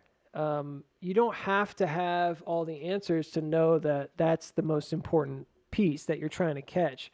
If you guys want to catch a big move here, it's not far away. And you may think that, you know, going to 650 is too far, but it's not. It's actually reasonable. That's probably the more reasonable place to say it goes. Now, the only other alternative, I suppose, for somebody who's just kind of like, I don't really think it's going to go, would be, again, like that it's going to come up and then it would come back or something like first, I guess, and then have like a really slow buy up. I mean, the Wyckoff in me wouldn't really make sense of that. It was usually the phase C or whatever it is not that slow. But it's possible, I guess, if it made like a higher high here at 4 and then failed, and then it went later and yada, yada, yada. But from a wave perspective, even that has a time limit because waves don't go forever and ever and ever. If this is a bottom, and I'm telling you that I think it is, and then we're basically like almost done.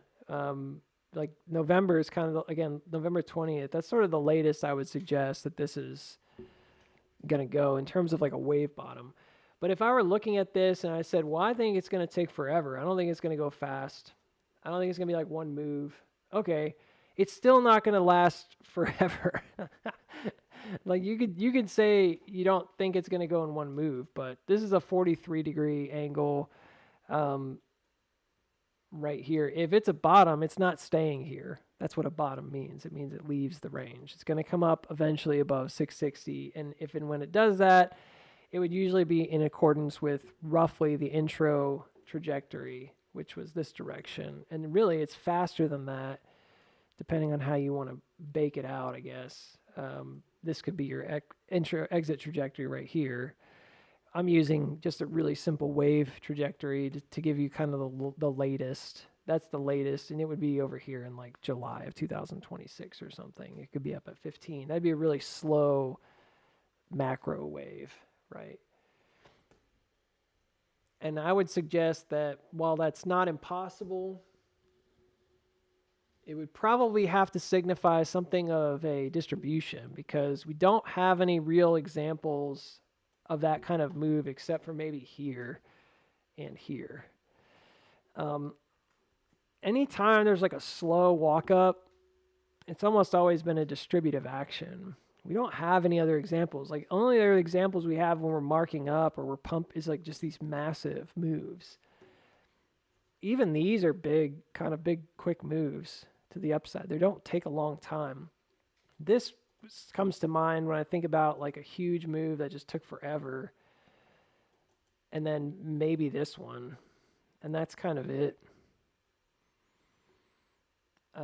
This one, I mean, this is a bottom build out, but then the move itself was like super fast. Same with this, super fast. This big one, super fast. This reaccumulation, super fast. This is the only one where it like chopped. I remember chopping, it felt like really slow. It took months and it only moved like 30-40%. It was pretty unusual. There's really no other examples on AMC, in my opinion, of really slow markup moves. There just isn't any. Now, we could say if it's slow, that maybe it only ever gets to 6. I guess if you were super bearish about it, you could say, well, I think it's going to do that same thing. But I mean, it hasn't. That's the big... You'd have to, first of all, assume that this isn't even like... I don't know. You'd have to basically say that like it changes character for the worst, because it hasn't done that yet. It's made the higher high. But you'd see some kind of a weakness here, and then it would chop up over like a half a year or something. That would be kind of distributive looking to me. That would be like a big version of like this chop that happened in October, right? So those kind of October, November, December of 2024. It'd be like a huge version of that, which again, is the same as saying it's like this August 2022 run up. Yeah, I mean, I think it means something. When I looked at,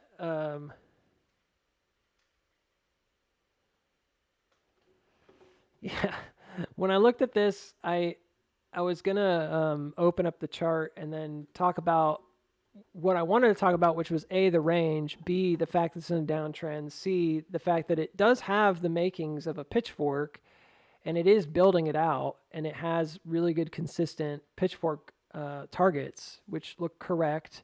They're very similar to what we saw in 2020.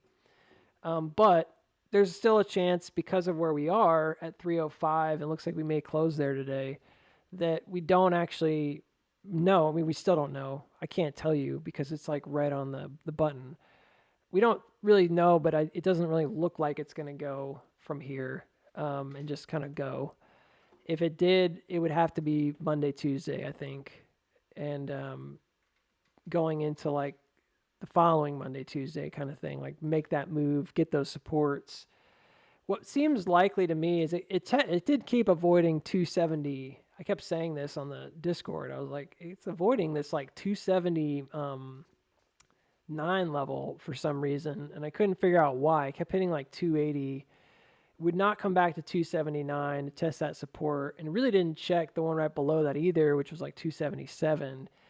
So it definitely left some stuff on the table here.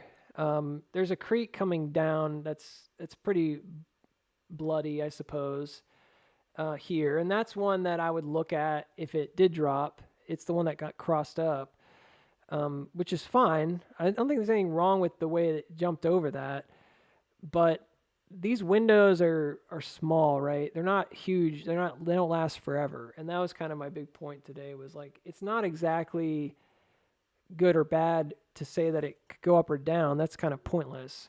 You're right. But to say that the window is small is pretty significant. I mean, that's a significant saying. So I think it's a very significant thing to say or to suggest, even though timing has been my biggest enemy. This is where I would see a spring as likely. And then if it doesn't spring, you'd have to have an obvious buy up here. And it'd be something to behold because AMC doesn't typically do this. But it would have to be something like that. I mean, it'd have to just get up into the parallel structure again of the previous iteration. That's really important. Remember, we're not even talking about moving up all the way. Like if we went all the way up into the parallel structure here, we would be hitting the higher creek. Like now, we'd be hitting it like $10. And I had mentioned $10 before because it had come up a few times.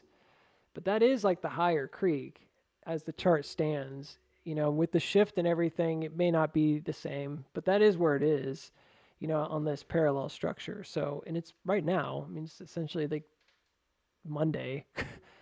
You can see right here, this is the 3rd into the 6th. That right there is 1035. And that would just be to get to the top right there. We're just talking about going to the middle. And then you have to start with this guy.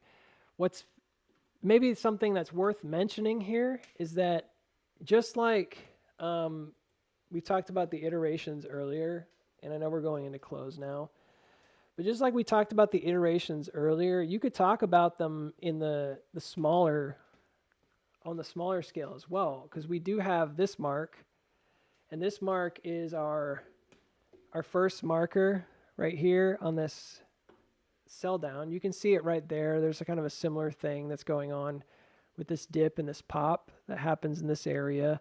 It's kind of chopping along it and then it drops through, right? It starts to sell down. I think you guys can see that. You're smart enough to see that. Well, most of you. Sorry. That was another mean jab. I apologize. That wasn't very nice. Because you're a jerk, Booksy. Yeah, I know. I am. It's bad. I'm aware that I'm a jerk. It doesn't mean I'm not a jerk just because I'm aware, but I am aware that sometimes I'm a jerk. I am a bit of a know-it-all at times. So, must have been fun being your sibling growing up. My siblings were all know-it-alls. It was the worst. It is the worst house to belong to. House of Booksy. It was a painful house to belong to. I would say that this is a bit more difficult if you're going to continue to do iterations because the thing about micro is that it's obviously, I should go without saying, it's micro. I could make it simple as I could by just suggesting that there's some kind of like a magic bullet where maybe like it's exactly halfway. There is a big sell-off right here, like exactly halfway, but I don't see it as, I don't know. I guess I don't personally see it as the middle. I guess, I don't know. You could, it's tough. This is a tough one I don't really like want to even mess with it, to be honest. It's entirely possible that it is, but if you were to continue to do this iteration schematic, I suppose you would look for the same kind of a bottom, which would be something along the lines of what we've already done. And it's interesting because that is present here. You know, there's a low, and then you can see that there's this big volume hike right here and here. There's a double push up, and I actually saw that on the chart, and I thought it might be iterative. It looks right. Because it's huge. It's not like, it's very significant. And this is where it crossed up and it jumped the creek. And that's kind of where you would want to hang your hat, is that after the sell test, there's a creek jump. And that doesn't go away, right? So if you look backwards, you can see that there was a sell test here, and then there's a creek jump. There's a sell test here, and it's the same place we have it. And there's a creek jump. And then during that creek jump, there's a big push to revisit some of those drop ledge levels, which did happen, but it happened to be, this time it just went lower. Didn't actually get all the way down there. Now the secondary motion is interesting here because if you look at the secondary motion here, and I'm going to show you what I mean by this. This could be attributed to the same thing. You can see the volume. I don't know if you can tell, but you can see the volume on that secondary motion right there. So this is after it makes the big push. So it's jumped the main cell test. There's a cell test trend that comes down. It jumps that. There's a big buy up that revisits, and it does. They both do it. It revisits that backup test right here. This is the backup test right here. So to show you like the same thing, this region, I'm just showing you like what an iteration would look like, and there's a point to it because it might be a way to track the change. You could say that, yeah, I think this is where that happened, and then this is the drop ledge. So I already marked it off. That's right there, and that's right there, and you'd have a pretty decent case in your hands that is indeed correct. That this is the push up, this is the push up. That's why all that volume came in. Volume came in really heavy. But here's the thing about this. I was looking at this, and this is really small. And I did a proportional move, and it did not look like it would go beyond like the 15th or so in terms of like how fast this shrunk down. Because I went and looked at this versus like a ratio, like big picture versus small picture, and then I did it again, and it very, very compressed. But this is an interesting case because it doesn't come up on the first push, which is a big volume push. Then there's another sell down, and I get kind of lost in the weeds, wondering if I'm misjudging it. Like this is actually still part of the big push. I don't know. But this is where I would go with that. Is like there was a need for a sell test, but I would have put it right here. So after this jumps the creek, I'm going to do something a little bit confusing because this comes down and it pushes below. Notice the trends are the same. And you see that right here, it pushed below it pushes low. So it sets up a little ledge, and then it has a gap drop. This actually sets up a little ledge and then has a gap drop. And it pushes below the bottom parallel. And this did as well right here. And I thought this was curious because this is where I thought it was going to see the 279, but we never saw the 279. And so I was like, why didn't we get to 279? I was like, maybe it's going to iterate again and go down. And I had on the chart, like it could just walk down here now and check it, and instead it went back up. So if you're asking me like, has it changed character? Well, yeah, it has. I don't know if that means good or bad just yet because again, I'm currently worried about the upthrust. But if you ask me like, did this change character? Yeah, it did. I mean, it did the same backup, but then it didn't go as high. And then because of that, when you go to look at the cell test or the second marker, it could be like now, because if you're looking at it in those terms, it's like, well, this one for whatever reason went higher. You see where this is going? You guys are like, nope. You're saying nothing, Booksy. What I'm saying is that stop, please. What I'm saying is that the this cell test here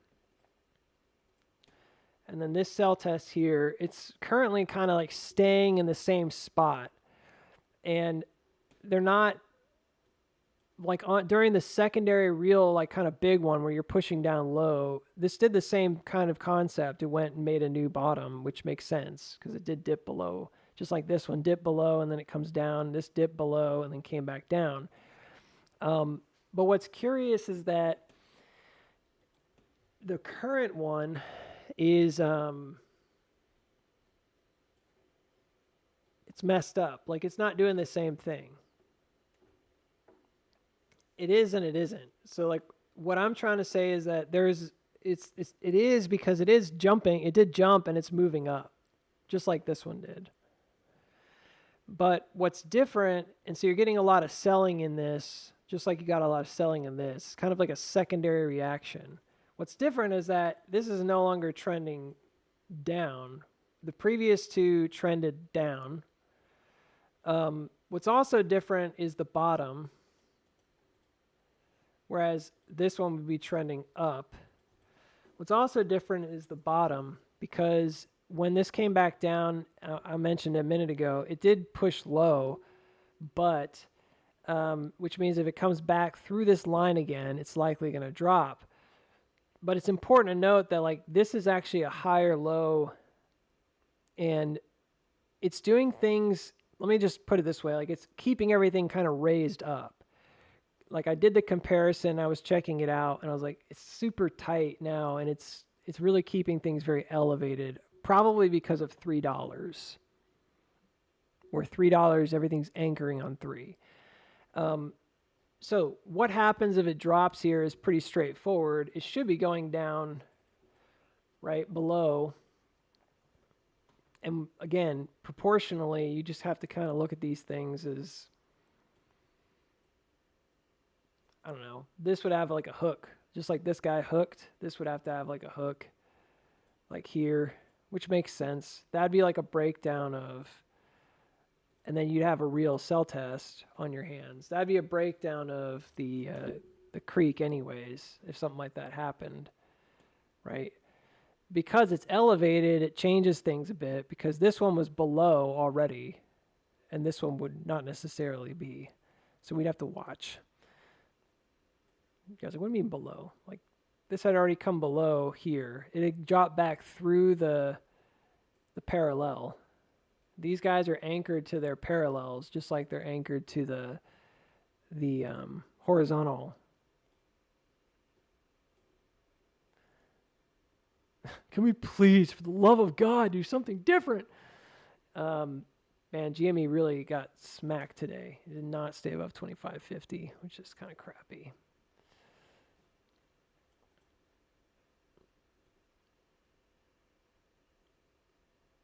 Anyways, I guess if it did the exact same thing, this would have to come all the way back down to here. So if you saw that, that would be your sign of serious weakness. And then it would drop below. And this is where things, to me, I'm like very curious, because the like I was saying, this changed. This kind of held. I'm curious because I don't know what would happen. It could be very simple, where you get a little cell test here, and that's kind of it. Could do another iteration. I'm very curious if it did hold. What would happen if it did hold, like that marker? Would it do an iteration higher? I don't know. So this is where I'm kind of like stuck, and I don't really want to go any further. But that wouldn't be a change. That'd be like if it did the same thing. And anything besides doing the same thing would be a change. So right now, this has already done something different in my mind, which is that it came down low. It did breach that parallel, but ultimately didn't break down. So zooming out one more time, and just kind of using what we do have, I suppose. You'd probably suggest it's not even looking like a 50-50, is it? It's probably turning into some kind of Fibonacci reduction. That's what it looks like, because it does not look... doesn't look like a 50-50 to me. So it looks like a fib reduction. And I'm not going to do that. But what I could do is at least draw the middle parallel.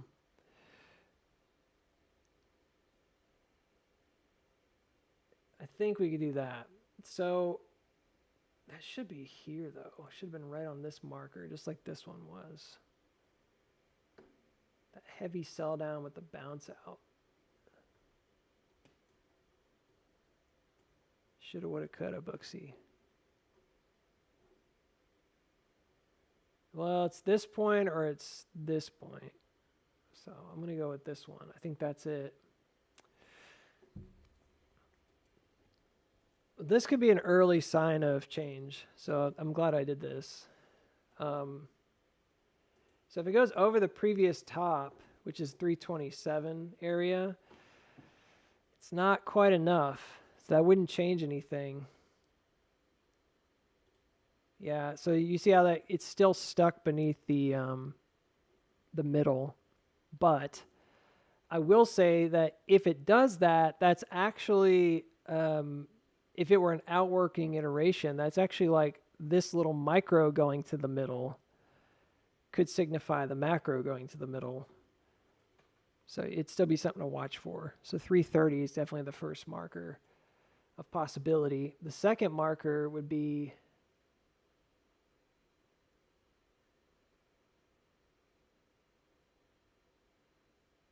actually it'd be way up here.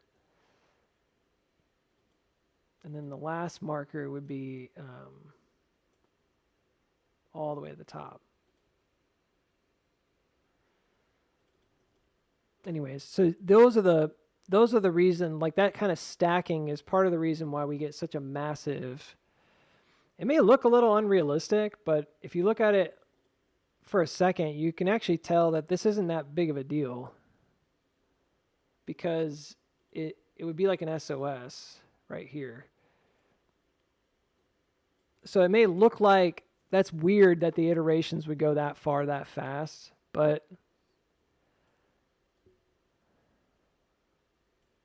it really doesn't matter, because that would just be an SOS. That's like the top of the range. It's kind of interesting to think about. The next one is a bit bizarre, because you would look at, I missed one right here that you should probably use, which is at 4, but that's okay. It's there as well. So it'd be 330, and then you can't sell down. You have to go through 4, and these are basically like 50, 50, 50. See how they, hey man, you decide what you want to do. You don't have to trade the way they want you to trade. These should be like 50% reductions. It's usually how it works. Maybe not. Maybe it's 50% increases or 100% increases, since it's like more parabolic. It looks right, but it looks more, like I said, like a Fibonacci or something. Like you see the expansion on it? It just doesn't seem like it's actually 50-50. But it looks proportional anyways. And I don't want to put this right here like it's going to go straight up right here, but this is what I would suggest. And the reason you would see the middle one so aptly is because it would have to be a reaccumulation. You'd see this one the most. Probably the longest winded of them all, however long that needs to be. I mean, it could be really short. It could be ridiculously long. It doesn't really make any difference, because it just depends. But that would be the most, the lengthiest of them all, regardless. I'm just giving you an example. So from an iterative standpoint, each of these layers builds upon the next. So you'd really need to see it go above, ideally, although I don't know if it would do that. Above this one, I think you'd be very fortunate. They would just give us, like somebody just giving you the answer if you saw it go above and hold support. If it kind of goes below, what you're probably going to see is higher highs. See how it makes a higher high here, and then it makes a higher high here, and then it would break out. And this might be that one of those moments of gap up, kind of just go kind of things. Zip, zip, zip.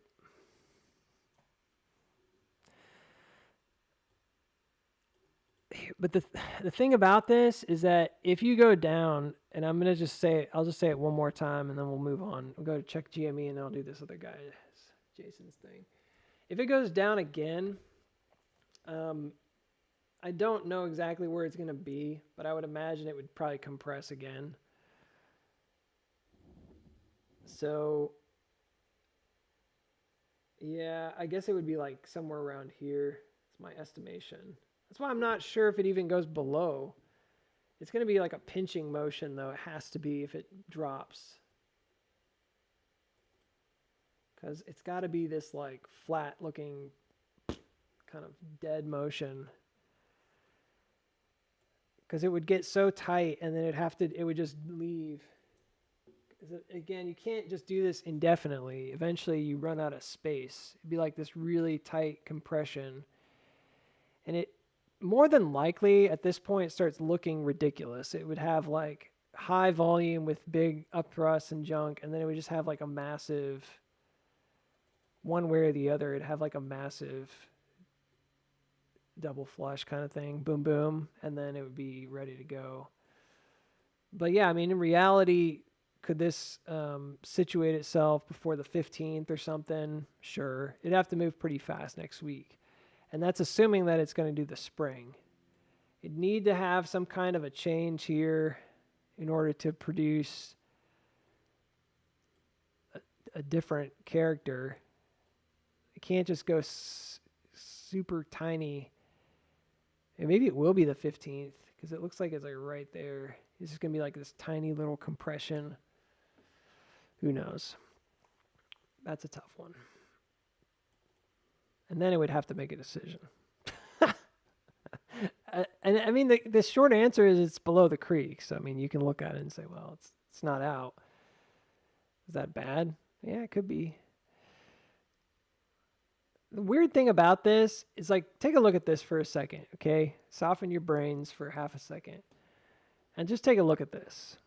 And you see this, like, compression down, and then it looks like it's going to, like, go off the face of the earth. And you're not really sure what's going to happen. But it doesn't look good because it's, like, hyper compressed. And it's iterating, and then it has this, like, final drop right here. And you're like, uh-oh, it's done, right? It's over.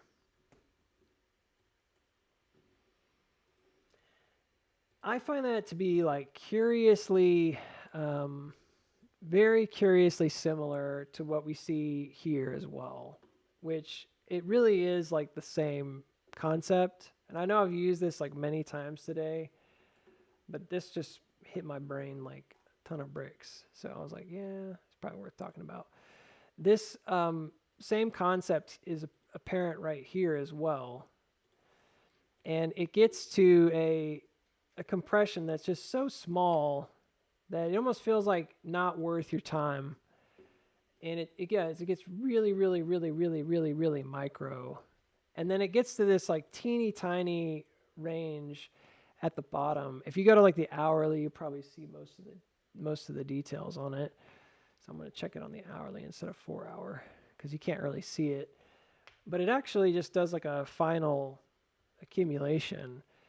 And it's a curiosity of mine because I'm wondering if it did do an LPS and it didn't go below 245 and it didn't have like a final cell test, which is maybe more what a lot of people would expect. What would it have to look like? It probably have to look like this. This doesn't have like a lower low, but it does have a tiny little breach of that final parallel. You know, I find it to be curious. Anyways, so this has like the same exact function as a spring. It gets to like the very end. It's so tiny and so dead. And then it has like a final little drop. It looks like it's over, and then it gaps up above. If you guys want to be encouraged, some of you guys are probably feeling really discouraged. Remember, this actually came above the creek early as well, like locally. It wasn't, I mean, big picture wise, the breakouts, you know, we could talk about that, where that was and all that jazz. But like locally, this jumped the dominant creek early, and it came back below it. And then it goes through the motions going down, but it doesn't ultimately end up, because again, the iterations were like lower lows. Why did you buy in here? How did you make that such a good buy, Booksy? I don't get it. That's exactly what I was looking for. It doesn't work perfectly every time because I'm not a perfect person. But like every time this came up, it was making higher lows, but it was building out a case for this like rising accumulation. I could see it in the lackadaisical volume and the fact that it was rising high. We have a little bit more like upthrust right now than I'd like in our current range, which is why I'm like, meh, we could see a spring. But at this point, I was like, I really like the way this looks. This one doesn't have a change in character until, arguably, until like the very, very end. I think even here it had like double bottomed right there. It double bottomed and then it went up, and I had bought in on the 8th, and I bought a little bit more on the 9th after I sold a put position. I had both. So this, again, looked like it was going to go. There's a couple closes on the hourly above the creek, and then it drops back down, and then it just iterates again and again. And at the very, very, very, very last second, it has a final change of character, because it can't possibly indefinitely make higher highs. It would just, and lower lows, it would just turn into like a needle, right? So at this point, it gets to a place of the iterations are squeezing, and in this final one, it drops down. It makes a slightly lower low. And so weirdly enough, again, this is in favor of like a local spring. And I've talked about why, like I told people on the Discord, like I don't really think you can know if it's going to go for the full versus like a local. I mean, it'd be nice if you could know, but you can't really know. So this finally changed character, and then it just rockets above. So that could be encouraging to some of you guys if you're wondering about change of character and like, does it have to go super low? Well, the answer is no, but it's hard. I mean, I don't have the answer, but I would say you can watch it. So in this time period, I'm completely guessing here as to where this would be. This is what I was mentioning. This would be a change, because if you look at the previous one, this actually dropped down lower here. See that? See, I was like positioned down, and it's almost like you're telling the stock that you're going to come back down again. Now, the creek jump, the support is right here, so don't get me wrong. Like the first support is lower, but it's like once the creek jump is done, where's the next place it finds support? And that's right here. So this is a cross up. So you can see like it jumps the creek, it backs up, and then it goes again, and then it goes, okay? We did the same thing right here. So we do have a low right here. That's where it jumps the creek. It's the same spot, jumps the creek, and then where does it take off from? That's what I'm trying to get at. And it takes off from here, which is interesting. It came down pretty low, which was annoying at the time. But what's curious about that is that if you look at that 1, 2, and then the big pump, assuming that we're getting it right and that this isn't the big pump, we haven't seen the rest. What's curious about that is that this dip then before the next buy up is not lower, it's actually higher. I think on my chart, it keeps saying it's the same value, but it looks like it's higher to me. So I've been saying, like the character of this has already changed a little bit. So what I would suggest is that probably indicates where you're going to go. If I have to pick something, that would be the line that I would pick that would say, yeah, we're probably not actually going to set up really low to begin with. We're probably going to set up right here above 280, which makes sense. We've been dealing with that for a while. So it pushed above the creek, comes back down, and then it chops. You'd have to have the same function, and I don't exactly know what that looks like just yet, because we don't know how high this reaction would be. We can guess, but it should be roughly where it dumped this blue marker, because that's usually what happens. So it'd be right around here, depending on how quickly it moves, I suppose. That kind of works. It makes sense. There's another ledge here that adds up to that. See that? So that would be a logical place to have like a hook if you're not gonna just hold support and go. Be right here. Presents itself a little like a falling head and shoulder, just like this one does. A little bit like a falling head and shoulder. See that? Similar motion. And then you'd have that cat ear. But what's curious is, again, the cat ear is really designed here to get you beneath this bottom. So without having that predictive nature in mind, you really can't know for sure exactly where it goes. However, based on the previous one, we can make an estimation because this didn't actually hit low enough, and so it goes up again and it redistributes. And that's the nature of the cat ear, right? Is like it kind of wastes your time, takes it back up, and then draws it back down. So the idea of like, hey, this is not hitting that line, is it, Booksy? No. But notice that it's above it slightly. It doesn't hit the line, you're right. But notice how it's like slightly above, and then when it comes back, it actually plunges pretty much the same distance below. So it's like circumventing the line a bit. So we could have an estimation.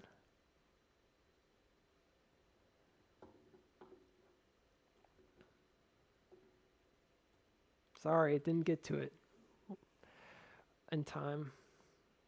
We could have an estimation that maybe this doesn't go below it, but then breaks back out, and you'd have another, wherever that is, you'd have another bottom, another parallel. This parallel then breaks down just like this one did through that, and it would go below it. And this is what I was kind of wondering, like maybe this is what gets you to like the 279. That's a Thursday. Could you kick that can into a Friday? Maybe.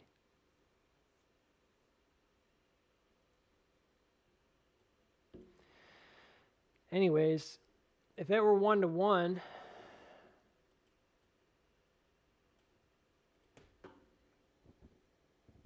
yeah, I think it's interesting because it wouldn't have come up above this guy, which is really interesting. That's also a change because each one across the creek actually came up higher, and this one did not. So that would be a different motion.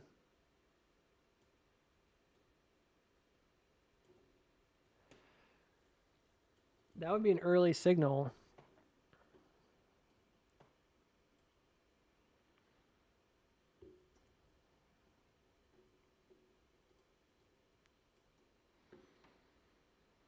So that's a potential. So if it doesn't go into like a full-on spring, but it just drops the final parallel, and it doesn't actually go down low, I think it could do it right here.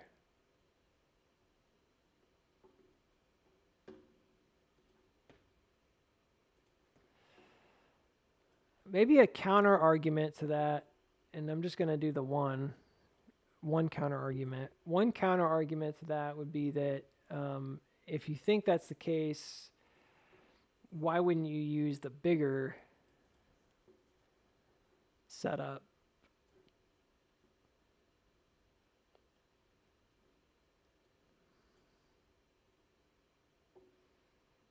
And should you be using this bottom, because you didn't use this one, you used that first buy up moment, which is back here. So there's a couple, I guess there's a couple small counter arguments. One would be that you're not going low enough. It should go down lower, but not as low as the bottom. So that's the first counter argument, is that it's really more about kind of squishing it here. So you've got it right, Booksy, but it's not 50%, but it's not as small as you're making it. Even though I do see the change here is very significant, perhaps because there's also a widening. You see that as like a drop down to the beginning of the widening at 275. So the drop is a little bit steeper. It could go as low as like through the bottom of this phase B, and that could be the end of it. So that's one. And then the other is that no, it needs to go through the next phase B, which is down here, which is the next parallel down, which also makes sense.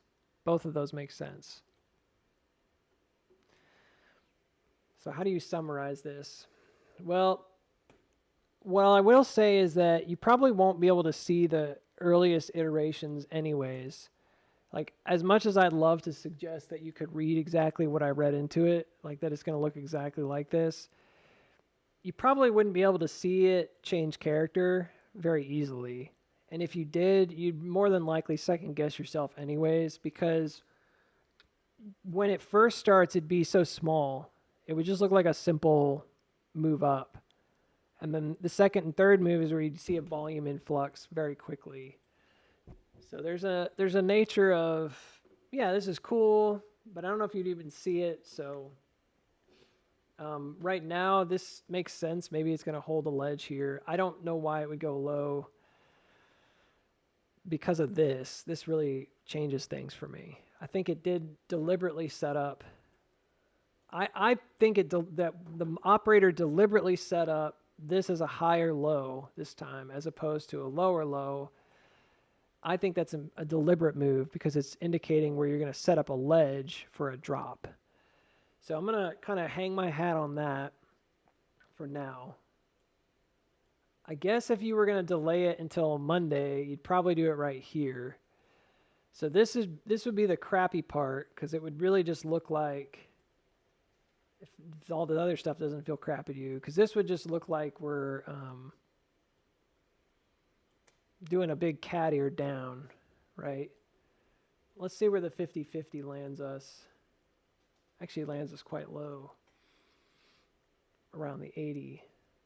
Yeah, around 250. So full on S curve 250, shallow S curve probably only goes to a penny below this floor or something. But they would leave it like that probably 260, maybe 265, which was used back here when we jumped. That was the jump level right there.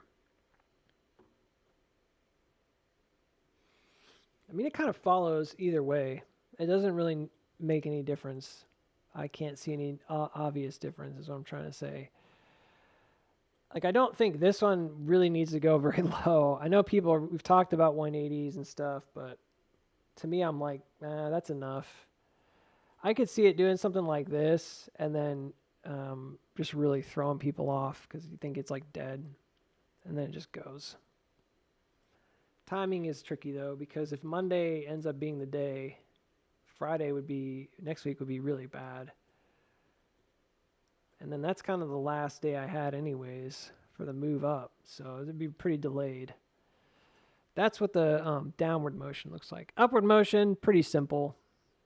It's just all this stuff, but over here. That's all there is to it. Yeah, I think it did it here too, didn't it? Yep. See that? So we did jump the local trend. This is very much like the 2024 setup. It's just really big by comparison. So I was mapping iterations to just illustrate that it is iterating and it is doing a good job of that. It's pretty clear. But then it's important to see that there's slight differences in the iterations. This one's setting up quite high. It's changed.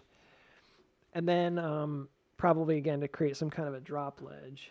And then the other thing that's changed is that this advanced. So this is a little bit like what you see in the 2024 build. Really similar, but huge version of that. Yeah, that's like 267. I don't think it's... We need to find out. Hold on.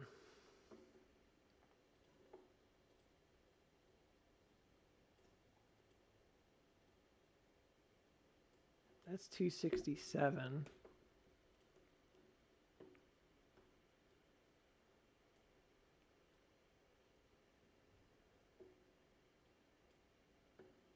Yeah, I guess it's the same. It looks like they both hit the same low. I was just double checking. I could do it with my mouse pointer, but I was trying to snap to make sure I got the right number. So they both hit 267. So it'd be like a triple bottom, but it'd be dipping beneath that. That's fairly consistent on the big picture too, because And again, it begs the question, why not do that on the bigger picture? Because then I'm like, well, if this is iteration, wouldn't that mean that this is, again, like a 1 and then a 2? Wouldn't this be the big one? This also did the same thing. It didn't hit a double bottom because this hits like a double bottom. That 246 remains an enigma then. So iteration 1, which is really tiny, we'll just do it this way. 1, 2, 3, where 3 is the biggest, 1's the smallest. So iteration 1 drops, and because it's as high, it only goes to the 279. So this is like an inverse version of what we just did up top. So inverse in that it drops and it goes to 279. So that's a spring here on this small iteration, which is, again, this is where the creek crossed and it has the big buy up. Then the next place the creek crossed and had the big buy up was down here, and that is not 279, which makes sense as to why I was so grumpy about that, because I kept wondering what the heck was going on. It was just really odd to me. They kept floating it right above there and it wouldn't go to it, and I'm wondering if they just saved it for this move so they can check all these birds with one stone kind of thing. So then the next one down is 265, which also makes sense because that was that level that we kept chopping around at forever on the previous break. And then the final one, so it's 279, 267, or 265, whichever one is fine. It's really 267, but whatever. So first 279, I'm going to get rid of that 280. So it's 279, then it's 267, and then the final one,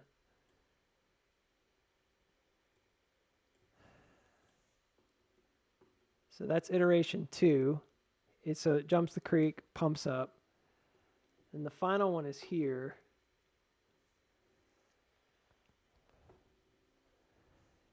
Hits a low, it jumps the creek, pumps up.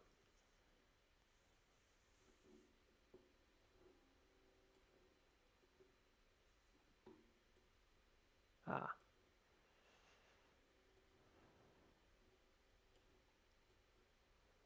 I never looked at this as like a phase B of anything, since it's the beginning of the range. So I'm going to get rid of the idea of phase B altogether, because I don't really care if it's Wyckoff or not right now. I'm just going to look at that and think of that from an iteration standpoint. This is where it jumps the creek and goes. 1, 2. Just like the 1, 2 happened here. The 1, 2 happened here. 1, 2 happened here. This is the last one. The big one, 3. This is the weird one because I think this is higher up. Like in some ways they're all kind of around 290, which makes sense. 292 used to be the previous top area or bottom area. So we got a lot of contention there, I guess. But like this 295 region. But I'm kind of curious now because wouldn't it be this right here, 285?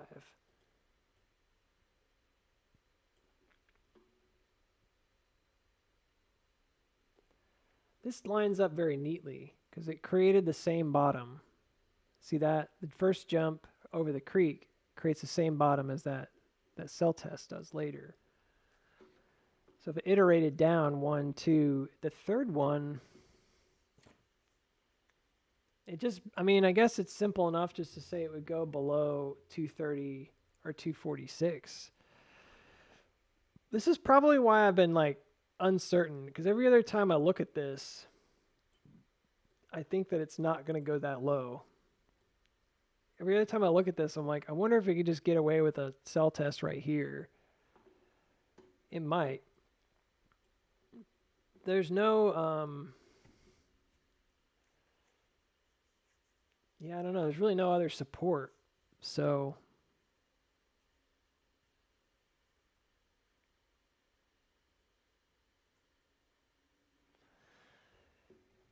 if it's two different levels is what I'm trying to say.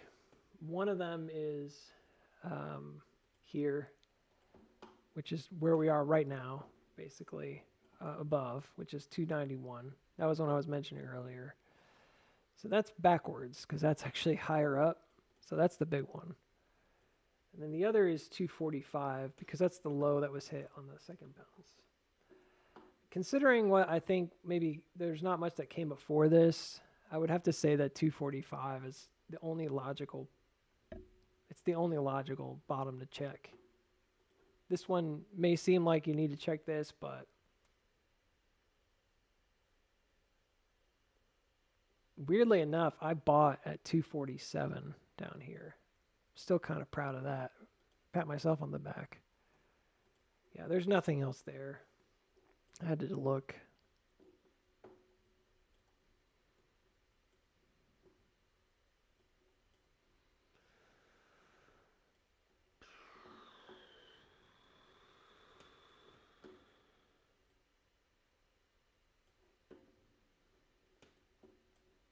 I mean, to be fair, all of these kind of plunge beneath those rising trends, like rising trend. Like in order to get there, in order to get to 267, you have to go beneath the trend. And it doesn't matter where you draw it. Like you have to go beneath it. So there's no and the same thing with this. Like in order to get back down to 279, you have to go beneath this trend, which is rising. This one's a little different because I'm picking different markers, but it's still there. It's a rising trend here. You'd have to drop it pretty early, like 280s, which probably be why part of the reason why this would have a nasty sell down. It would definitely be right here because it already dipped below. So this would be a rejection on that uptrend, which is now matching the uptrend. It matches the uptrends for the bigger picture, which is interesting. It's like the iteration formed itself around the parallels, which it didn't do previously. And this one's doing that. So that would be pretty ugly. So there would be a really ugly sell down right here. That's probably what causes the capitulation. If it drops beneath this level, like near 280s, 85 or something like that. Yeah, looking back over here, that makes sense. That makes sense.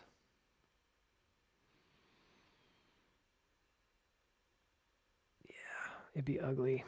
So that's the level, I think, 284, 285. And then this would be the next iteration. And if it does need a final drop, it'd be right here.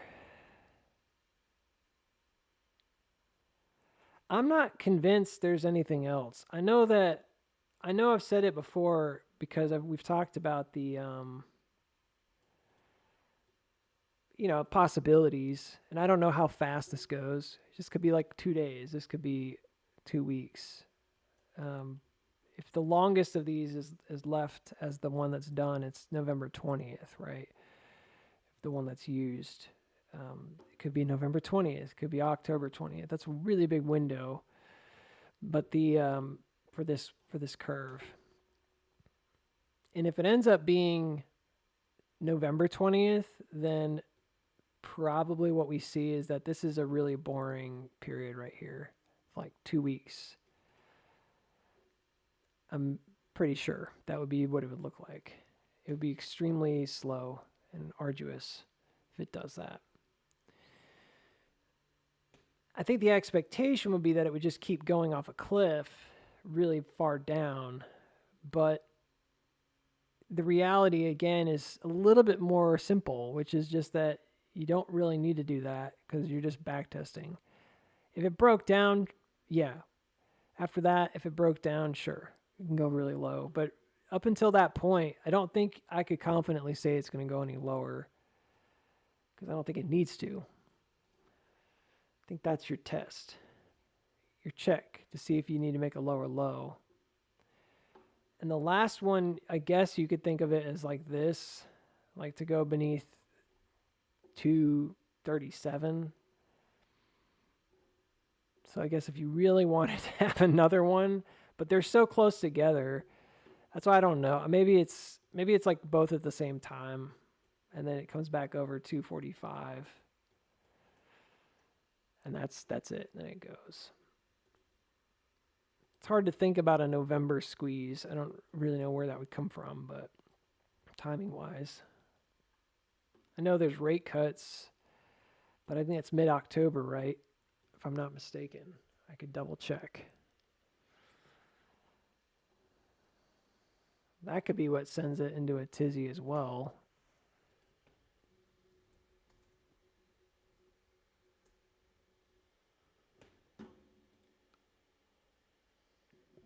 October 29th.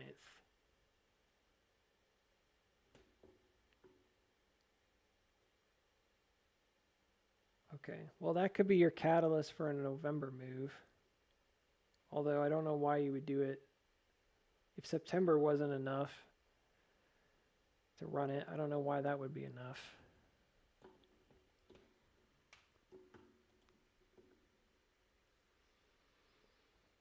But maybe that makes sense for other reasons.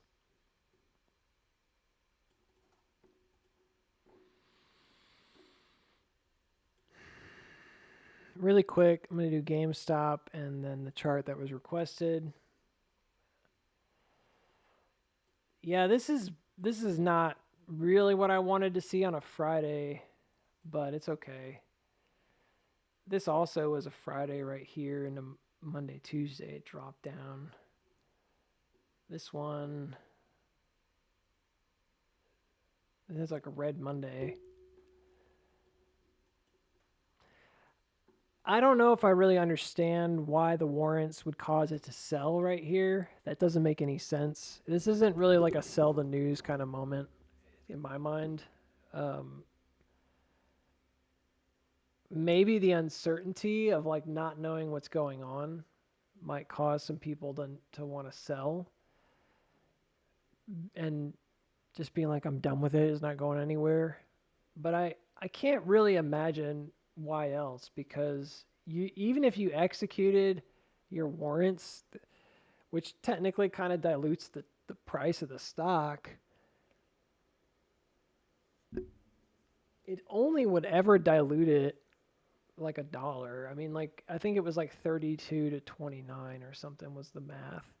So it's not like, I checked it out just in terms of like if the float just suddenly increased by 1 share for every 10 shares, the price, if it were at 32, would go to just really basic stuff. I don't know if that's completely correct, but just really simple math. The price would go from here to 2909. So it was like that much. It's not that big of a deal.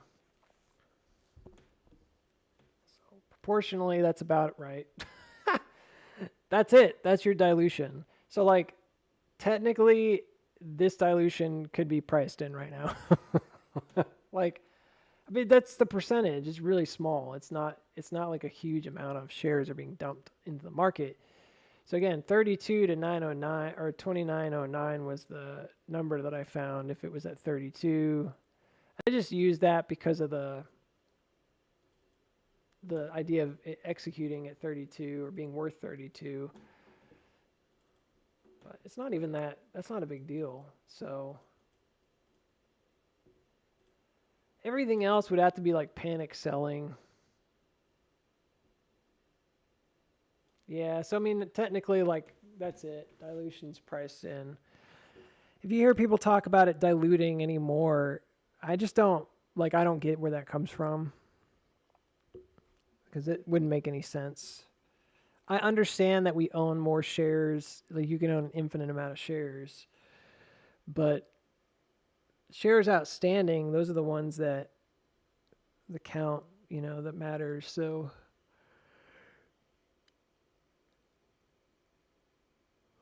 yeah, I don't know. Previously on GME, this was like a halfway point on a wave up. And I did this measured out again. This is the same time difference. Here, here, here, here, here, here. It might be a little hard to see. Here, here. Just kidding. Goofball, man. there to there, there to there, and then potentially, even though it hasn't gone yet, here to here. This goes all the way to November. So that's consistent with a November endpoint. This goes to November 13th. That's slow. That's a slow version of something. Granted, both of these reached their peak pretty early. Both of them have an M cross up. I've done this chart before. Both of them have an M cross up. And this is just a really simple wave analysis because I actually went and did the middle measurement just to see, and then I did it again just to see.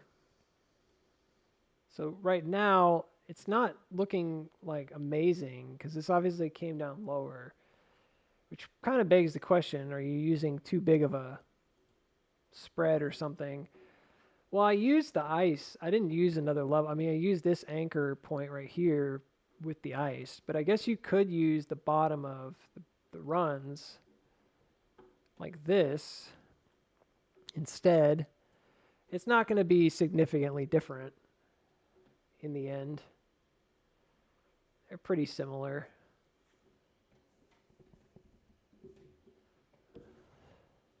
If you wanted to, you could use the bottom of the runs like that instead. So, anyways, so in theory, this intro-exit trajectories, I just did them. They're all, again, fairly similar, but they're not exactly the same. So I just made sure I did them consistently. And I think this one was comparable, but again, it was not exactly the same. It's kind of in between the other two. So yeah, it's like not quite as steep as this one, but not as shallow as that. Anyways, so you would say that this would be an approximation if it held this area around 25.50, and it hasn't today, but it went below it. But if it held that area just like it did back here, it should have a second wind in it that kind of pushes it back up and over, presumably a little bit earlier than expected. And then lowest recording maybe be this high of 33. I guess you could make the argument somehow that people are like exercising their shares and selling it like immediately. That would cause, I guess, downward pressure. But why would you sell it if it's below 32? It doesn't make any sense.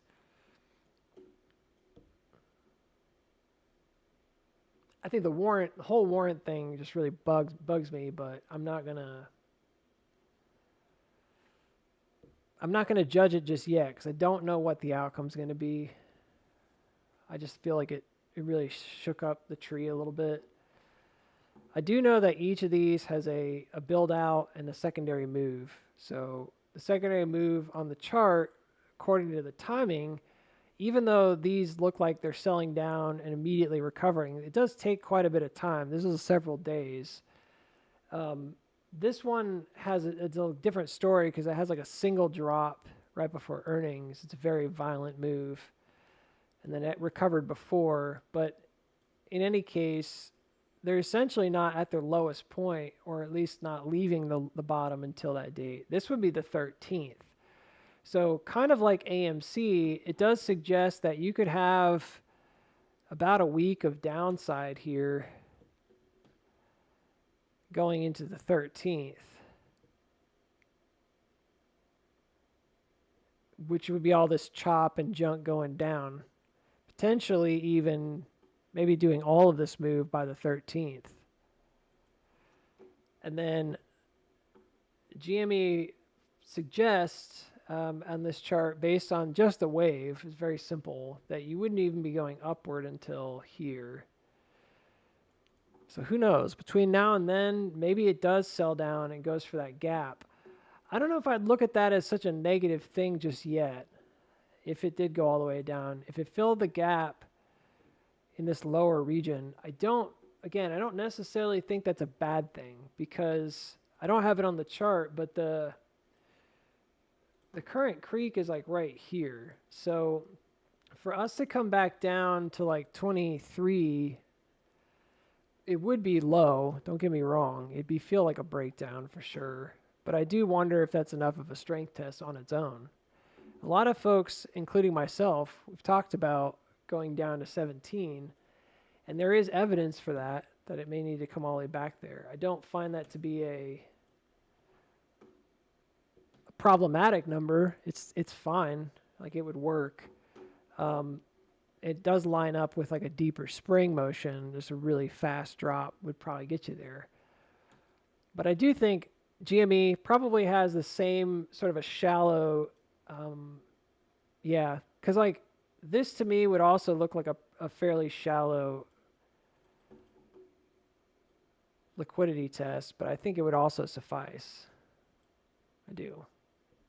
Suffice meaning like it's good enough. On the other hand, I suppose if it did the full-on drop, yeah, this could be how you get sort of plunged back beneath and get to that 17. I mean, I find those numbers to be agreeable. You can see the midpoint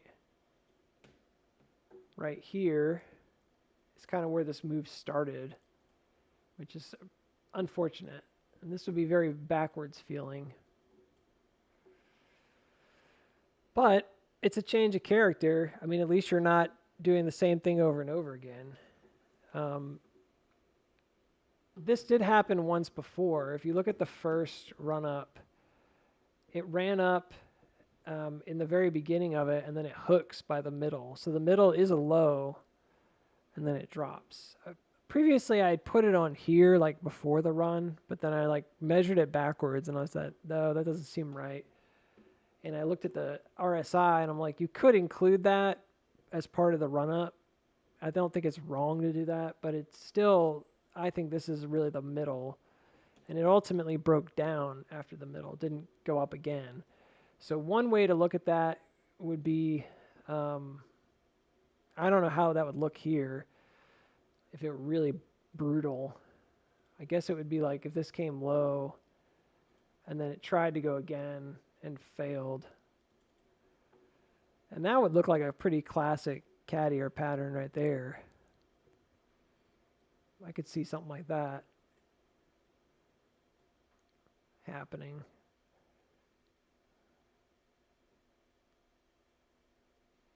You guys are like, well, that's out in November, though. I know, that's later November. Doesn't really add up with the AMC chart. But I guess it's a possibility. It had to be pretty slow between then and now, like the chop here. Just like a big hook. So anywho, the upward targets, let's finish this up. The upward target here, put simply, would likely be around this point of intersection, which is, I know it's kind of early, but that's the way this was before. It didn't really wait for, it's like there, I keep messing it up. There we go. Yeah, that's pretty close. That's October 30th or November 3rd. That's 37. Now, that does resonate. If it did that, that does resonate with the overall waves. It does not give you a finality to it. There's no massive push-up immediately. And unfortunately, I think you'd have to go back down. Because more than likely, this break, just like here, see how I approach the creek? This is the lower creek. It retreats away from it, and then when it pushes back up and over, it does so kind of right as this is passing the midpoint. So that would be a little different. We'd come up here and then basically just kind of squeeze to the top. That's very much like a one-to-one, which I'm not saying it's going to be that way. It could change quite a bit, but that's the way you would see it. So chop, chop, chop into Friday, and then Monday for about a week or so. And this takes you up to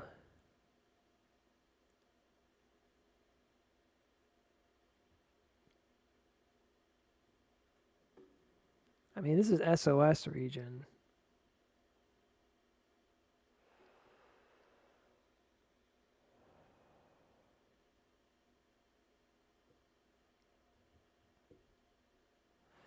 I haven't found any other evidence for GME just yet about anything, so further like than what I've already found. So what I did note is that the most of the time this is already down or it's about to go down by this date. So this final date of November 17th, it's not really like the top. It's more of like it's not as likely to be the top. It was here, but it's like it's definitely like it's around that time period kind of thing. And I think that you could give it about a week to 2 weeks even before. So I wouldn't put it past them to like stop in November, especially if there's no other change of character. However, this does look like an SOS to me.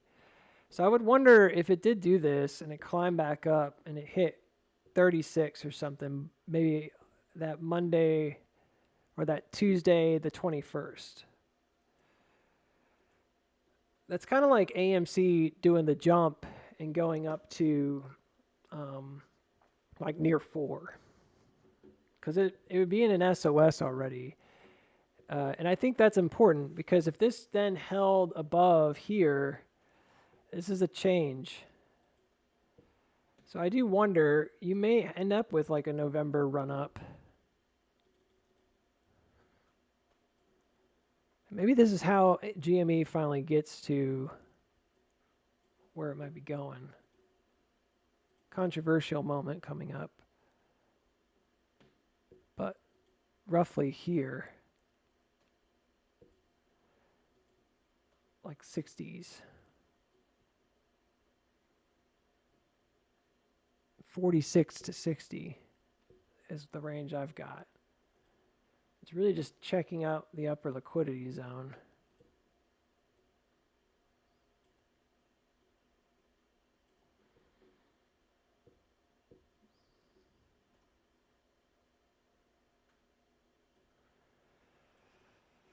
That does finish that curve quite neatly, doesn't it?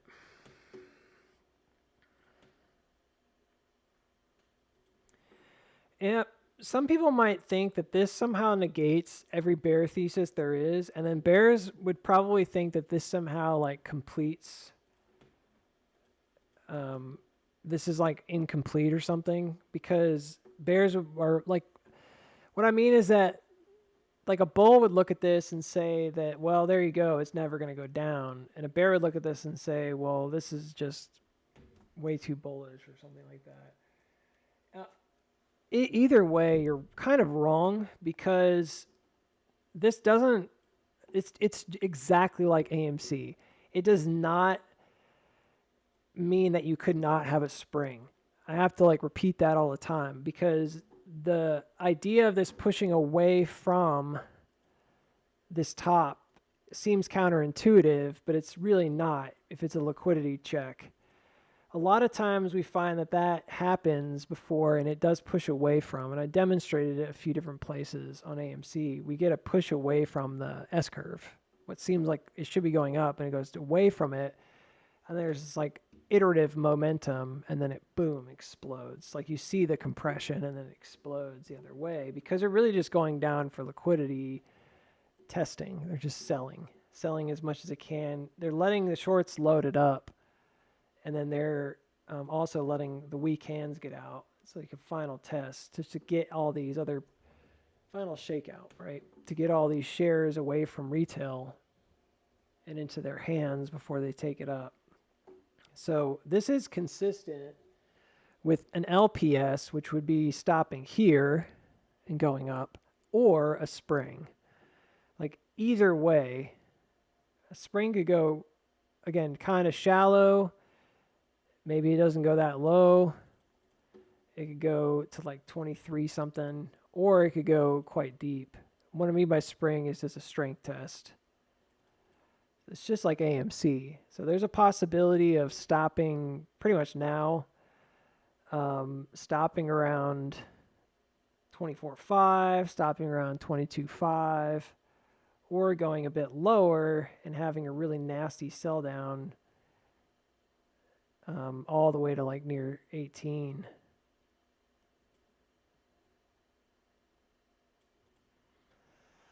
All of those would be they'd all be kind of a final strength test possibility. What I don't think matters that much is that idea of like going down low, because probably my guess is that this previous drop ledge over here and this top are already there for a reason. And usually what you find again is that this wave would build out into an SOS, which we already see. That's evident. Like it looks like it's targeting this area around 37, which would be an SOS. It's over the top. But then if it goes into a spring, you might think that that's bad. But if you look at the doubled value there, that's 52. And that's from the drop ledge to the top. It's basically right in the middle of like our target zone right here. So there's no, there's really no problems with that. Like it really doesn't make a huge difference to me. I think that with a spring, I usually look for that 50-50 as he grabs onto some ledge, which would be right around here, around 34. So the doubling value, while it's important, and again, it could be this situation where it goes a little bit below this and goes a little bit higher. That's a possibility. Or it could just be as simple as, well, it's doing a 50-50 around $33, which is that top. And you can see the 50-50 is 63.82 right here. You see why I don't really care? Because, yeah, like either way, I could see the math used to get there. Straightforward enough. And that's just retesting the top. That's all that is. AMC's is not even retesting its top, but mostly because it's downward, right? Momentum-wise. So it could be, if it goes up to here, retest its top. You know what's curious, also really fast, is that this is exceeding the previous creek. And I bet if it goes up here, it exceeds the previous creek. I bet it exceeds the macro creek. So these waves are positioning themselves to get you right above. Yep. It's exactly the same. 48 up to 60. That's incredible.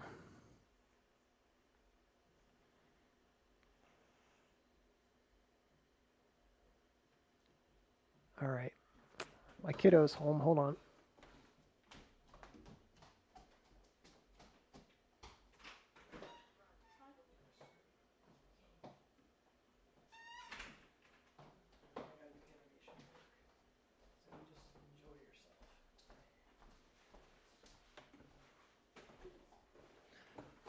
All right. So yeah, that's the same.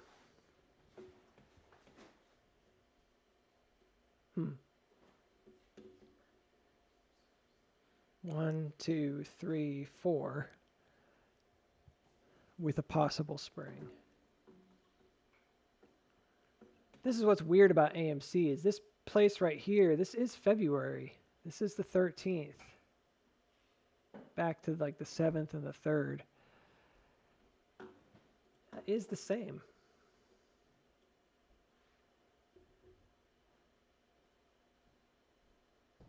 That's low though. But it's the same area.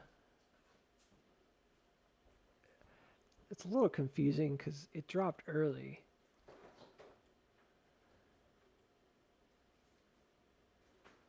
That one's February 4th.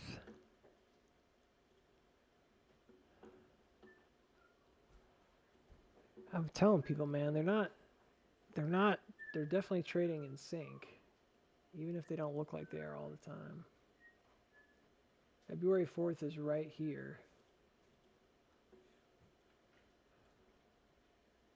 It's crazy.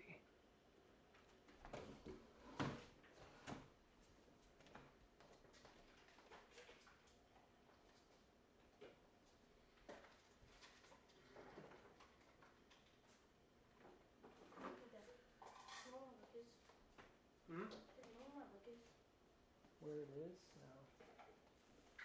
Oh, I saw it somewhere though today. All right. That's interesting. That's good to know. February 4th it is. We'll have to mark that off.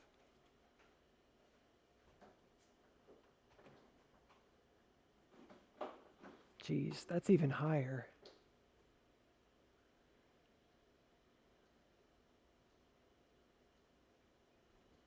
Well, I guess it depends on if you go through the bottom of that.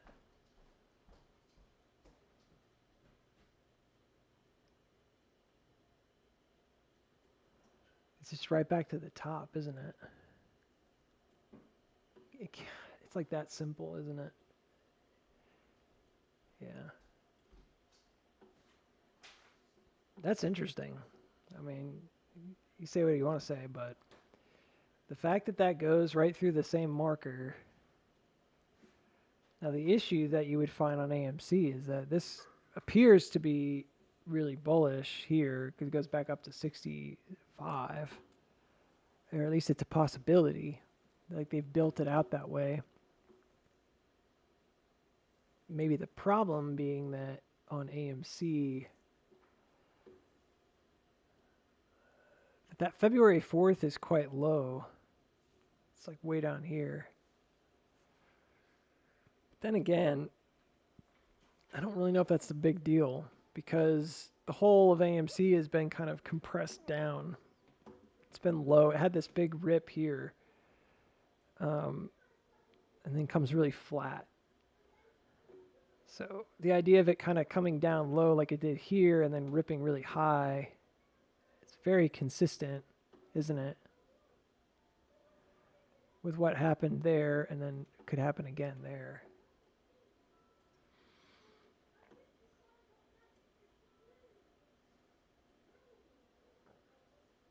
Well, if it's February 4th, that does change some things, but I guess it's where it crossed the creek, isn't it?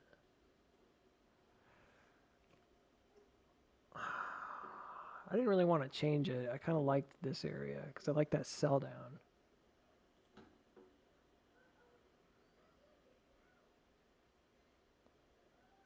But yeah, that is where it jumped the creek. So that's actually the middle of the ears, of the 4 ears. So this is 2. This is probably 3. If you were just using that, it would suggest that this may not come above 4, which is not good.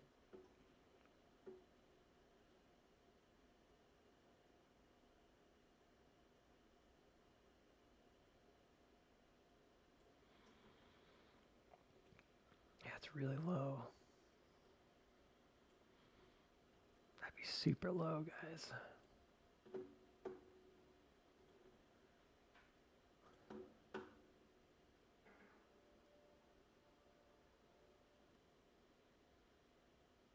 Gosh, that would be the pits, wouldn't it? This operator is actually like not at all interested in taking it up. They're just gonna go to here and stop, like 390. Oh man, that'd be the worst. That's not a note I want to leave on, but it might be where we have to stop.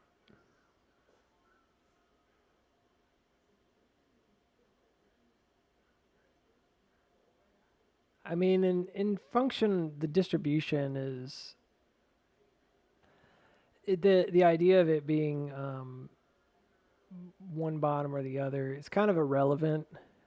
The beginning portion could be thought of as irrelevant. If you wanted to use just the 1, 2, and 3, and the 4, you could use starting back here, and that would make sense, because you'd have, to some degree, anyways, you'd have like a wrap like here that's really, really, really low. Maybe around this marker at like 366. You see that? So there's a ways of kind of like tweaking it. And I don't think that's whack. I think that's pretty reasonable to think about that in regards to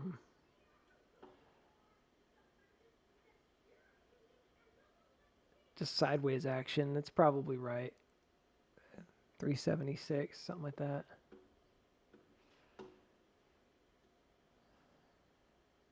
I could see that.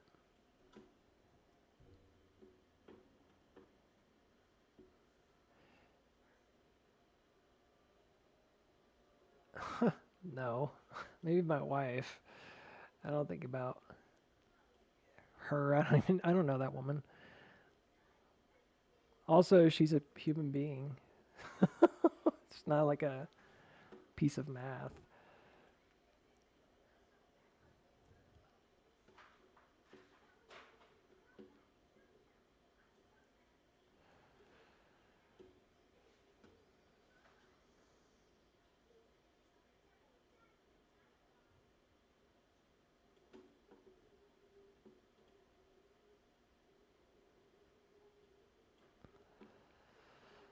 I don't know what that would be. I don't know why that would be the same.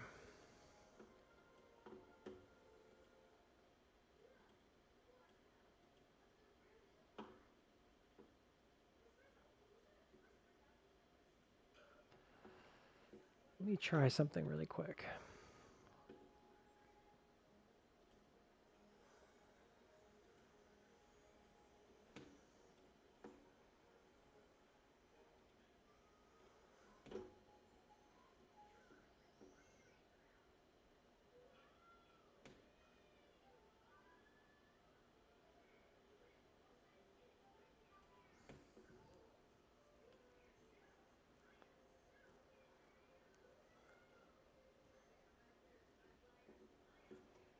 Yeah, that's what I was afraid of.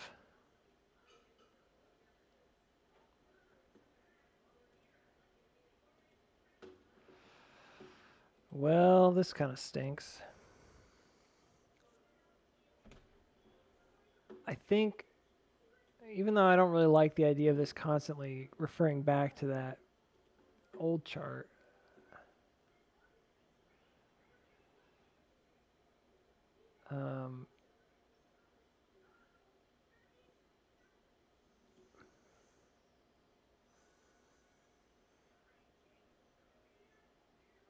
I guess we'll have to wait and see, won't we?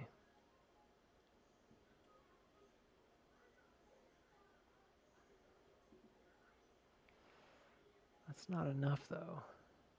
Let me see what would be high enough here. That could take you back over the top. I'm just looking at this from relationship to the creek, the big creek, the master creek kind of thing. See where it is, the big one. I'm just going to do a quick rough of it.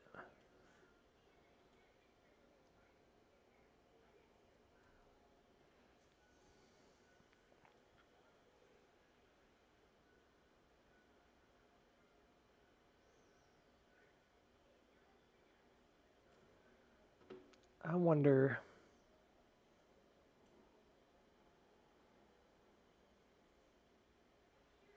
it's that mark right there before the gap, right before the split. That represents the same, basically the same ledge. Potentially. This mark and then this mark. And then I bet, curiously, I bet this matters too. still matters to AMC. It does. It's the bottom trend. I wonder if this is the one that goes all the way back. Yeah, kind of. This breakout.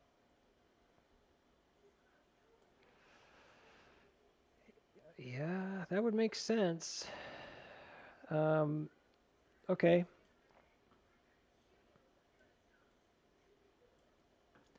I wouldn't worry too much about it. It is low. But I think that it's compressing for other reasons. We'll see. Frankly, if it goes to 180, that's a big move. That's a huge move. So if the goal was to drop it down and come back up, it may not seem like a lot, but going from 180 all the way up here is at least 100%, which is a pretty big move. 25 to 50 is 100% on GME. So if it went from 25 and it hit $50, it'd be at its macro creek. You know, like it doesn't take much. So that's like not a humongous.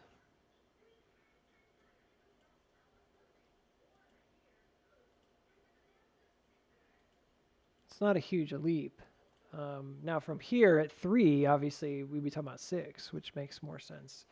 That's what we talked about. But I'm looking at where these creeks are and the imaginary creeks, so to speak, of the, gosh, and look where that hit. I hit this guy too. See, that would still be within the downtrend. So that is going to be an area of contention. That's where they hit. That's so perfect.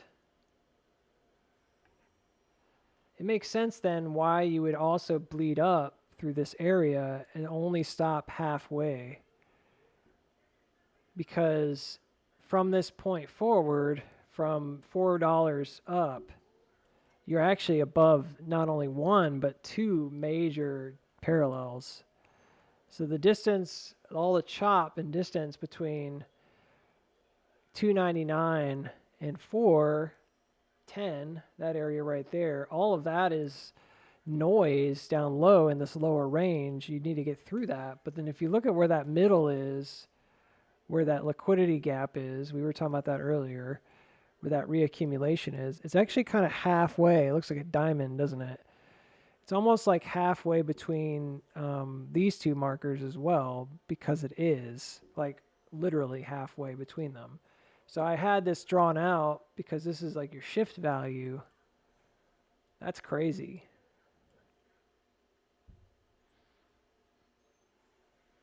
I mean, that's insane, actually. So in order to get to the creek, you don't have to go all the way up here. You just have to get to like $9 or something. But it's the same thing with GME. Like, it doesn't need to go up here. That's just the extension. It really only has to go to like 50 to get to the creek. And after that, I guess it could just stop. So what's crazy about it, I suppose, is that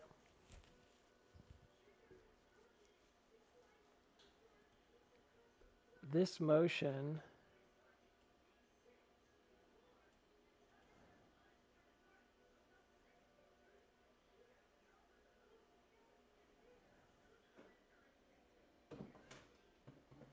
I mean, yeah, there's a lot of math in the foundations of the universe, but like, that's not all we are. I don't believe that. I think people have dignity. And if you just reduce somebody to a bunch of math curves, that's objectification. It's not kind. I've been there. I've done that before. I don't think it's a good thing to do. I've changed my ways. I don't do that. I think that's wrong.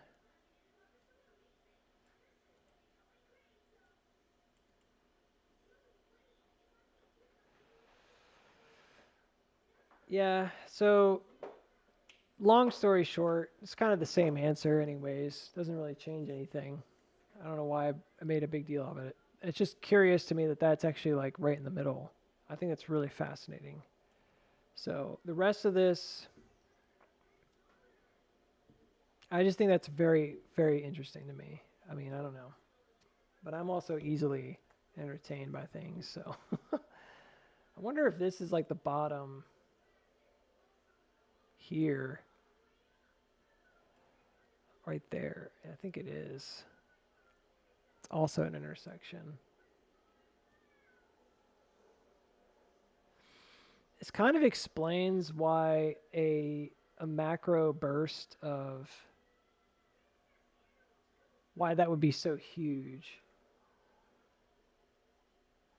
and why it even appears at all, because the idea of it going above here may seem like a given to so many people, but I've kind of been back and forth about it, and I feel like it's not as likely as a lot of people think it is. I think there's a possibility it goes there at some point, maybe up to like even like 29, because that's a ledge that we have to check.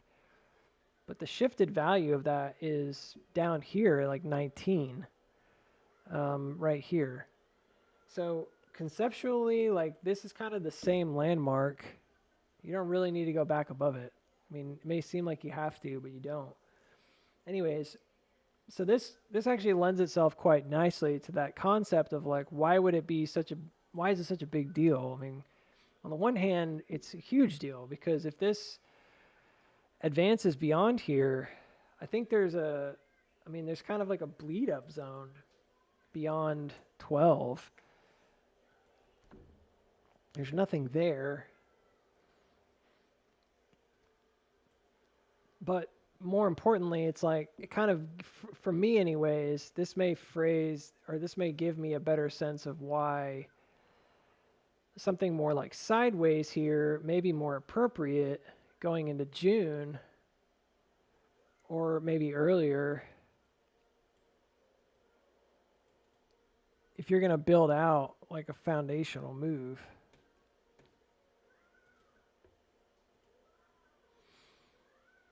I mean, I might do like that even. You could wait till later and do like a huge sell down or something.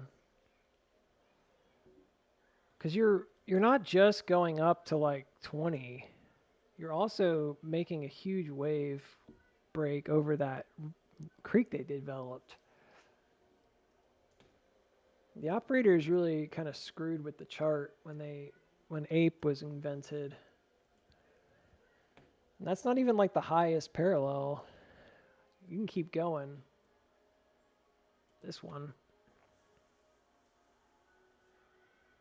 So there's a large amount of resistance right at 12.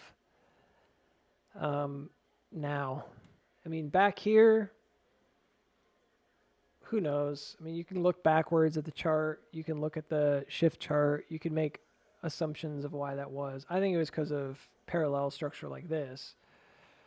But from a wave standpoint, looking at it now, if this stayed within this downtrend, it wouldn't have to go beyond 12, like ever. And we've even talked about maybe even hitting like 15 or something. It's possible. But even 15 here or 19 as an extension, even that wouldn't necessarily get you out. You'd have to hold that support. So you can see why that would be very significant.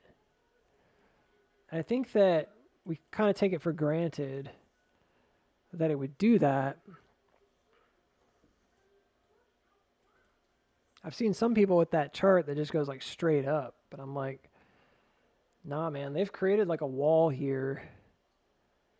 It's not impenetrable, but it's very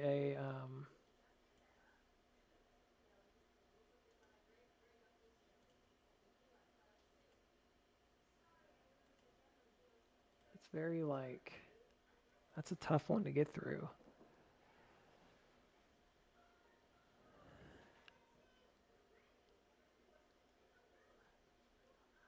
Yeah, this is definitely a good case for an M cross that doesn't actually go. I've been worried about this because I've been thinking about how if it did, even if it did break out here, a lot of times you don't get a real move at first. You get kind of like a first move and then it chills out a lot and then you get a second move. That's really the bigger move. It's hard to say. mean, this is built in such a way that I suppose an exit could be multifaceted. If this is a micro M, I would not like that. That would be like this kind of a thing. But then the last one would be like humongous. Basically just come back up to 4 here. Then the last one would be like a big, I don't know, this would be weird. But it does kind of put it in a different light. I don't know, just to think about the major resistances. Less about just, hey, we're going to ride an S-curve up and it's going to be done. Because that works all the same. This is just another way to traverse the same information. And on the big picture, it'd be like a spring with a, back up to the floor. A creek jump, and then it would go up into an SOS.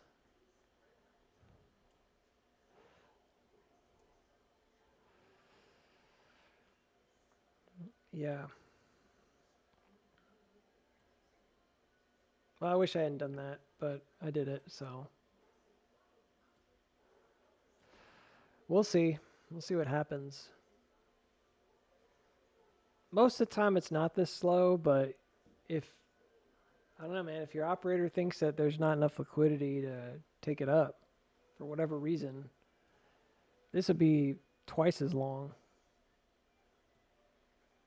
And when it did go, it'd probably go pretty dang far.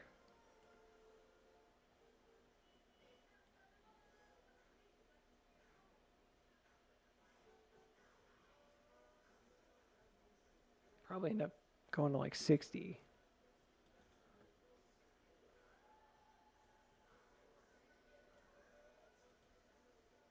Anyways, let's hit these other notes and then let's move on.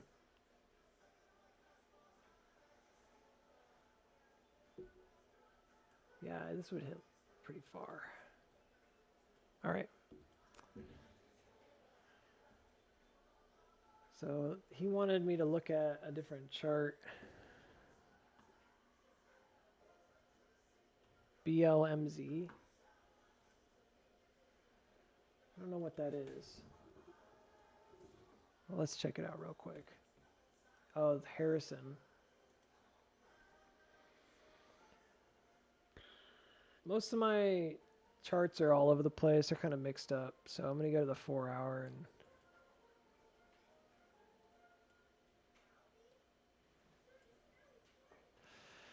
yeah, all right. So this is the one I said I was kind of unsure of because it didn't make a higher high here. So it wasn't obvious. There's a big auto reaction after a selling climax. There's a support. It really just turned into a wedge. So, I mean, that was one way to look at it. But we've looked at this a couple different times now. So, yeah, it's trying to break out right here. It looks like you can see the consolidation of trying to get back above there. So there's a localized target of the recent tops. I don't think you would just assume it's going to go to the moon. It did do a nice sell down here. This is very low RSI at 15 cent. Compared to the rest of it, it looks pretty good. It's like a hidden divergence because we're on the 4 hour. So that's a pretty big time frame.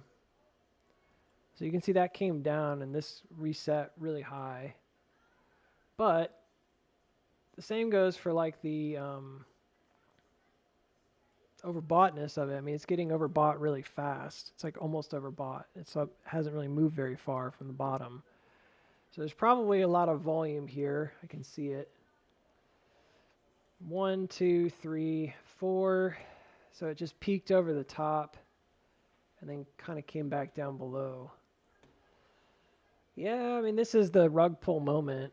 It's the do or die moment. So because it came over the top and then it tried to hold it, it looks like it closed above it or like right on it. This is a tough one. Bulls tried to hold on to the move, but that's a wick. And then there's a secondary move on the 4 hour, and you can see a 1, 2, 3, 4 right there. That fourth has to go up. In some ways, this is exactly what we've been talking about all day. We've been looking at those wave counts on GME, 1, 2, 3, and we're looking at 4 saying it needs to go up. This really has like the same thing on a bigger picture. If you look at the one previous to that, so this is like one iteration right here, and it did do an upthrust. We don't know if it's going to hold yet. The next iteration's here, so this would be like a 1, 2, 3, 4 right here as well. So normally what I would do is look at where 1, 2, where the cross down happened, because that's going to give you the more accurate wave. That's right there. This doesn't mean it's going to follow through. It's just to have it on the chart. That's right there. So it's trying. So like that is probably a little bit too much. Let me see. It really dropped right there. So yeah, it's almost done.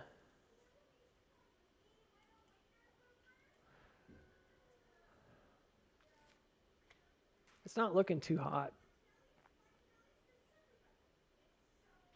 Let's look at the local one. 1, 2. So this is the bottom of 1, 2, 3, maybe. 2 and 3 sometimes look really small, in which case you're probably reading the middle. So like sometimes you get something like this, and you think that that's all 1, 2, 3, 4, but it may be more like 1, 2, which is what this looks like, and then this is like a middle bottom wave, and then 3, 4, because we're really just counting. We count numbers. We're only counting tops. You could count the bottoms and do like 8, right? You count them all the same. So just remember like iterations or whatever. So this is up, down, up again. Yeah, I mean it's fairly straightforward. And then there is another one here, which is kind of maybe not as useful because this is the beginning of the range. And I think this is kind of the later portion of it. So anyways, so right now,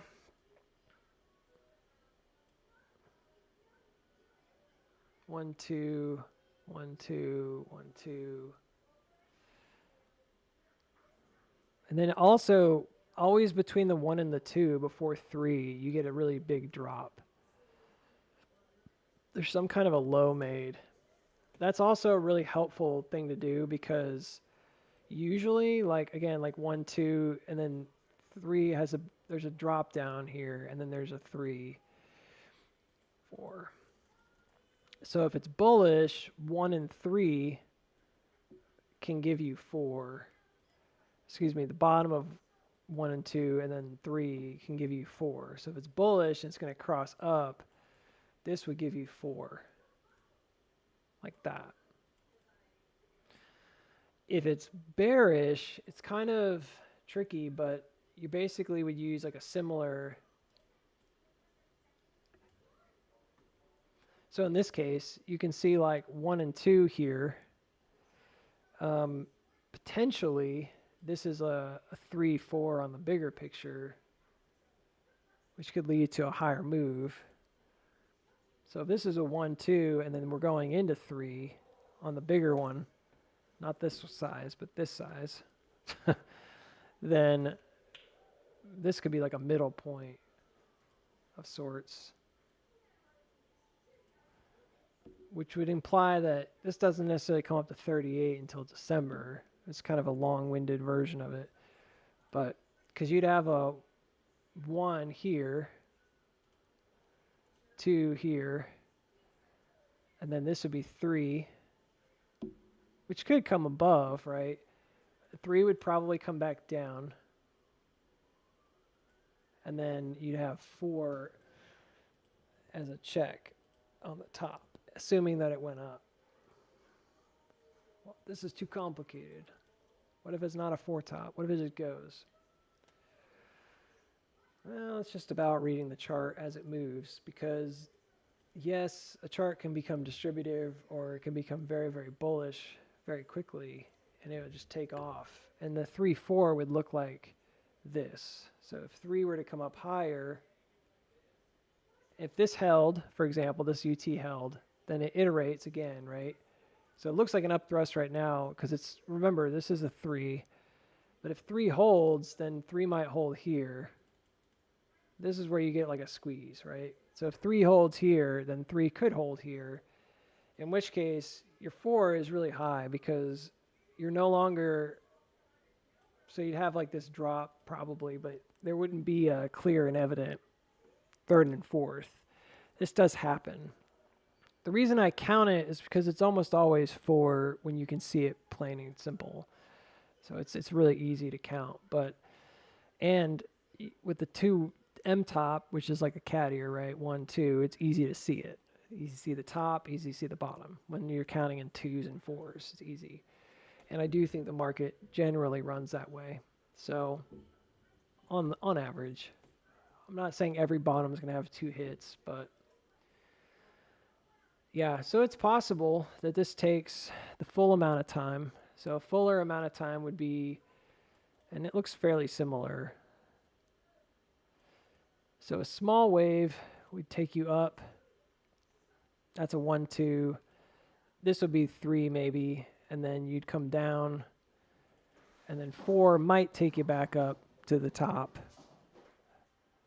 perhaps, to retest the top liquidity. And it follows. I mean, it makes sense because you can get all the checks in that you need to get in.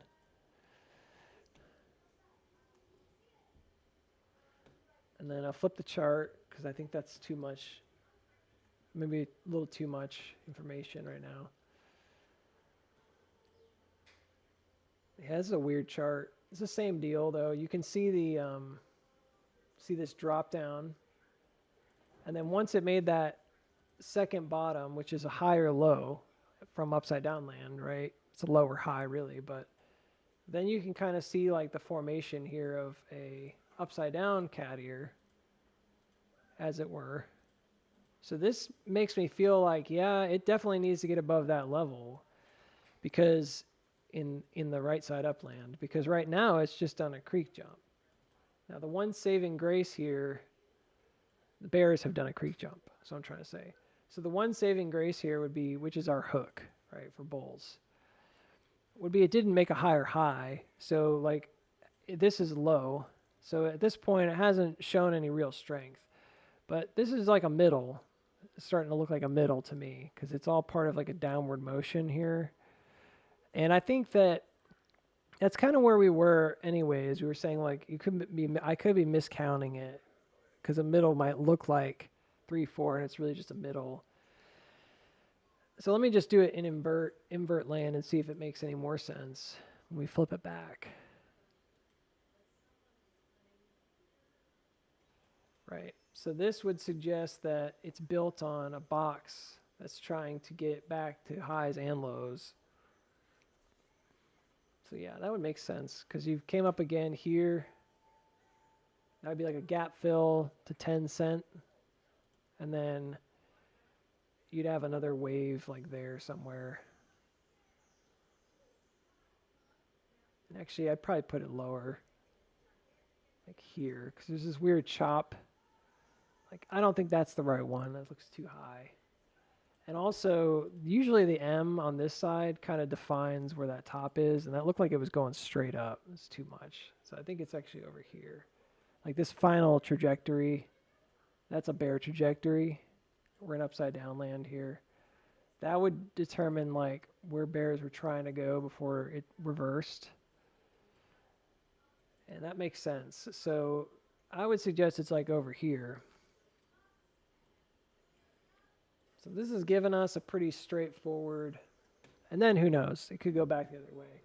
But this has given us a pretty straightforward way of understanding. Yeah, it makes sense because this would be like a creek pump that dumps. So in order for this to be bullish, you can't slip back beneath the moving averages here, which are at 20 cents.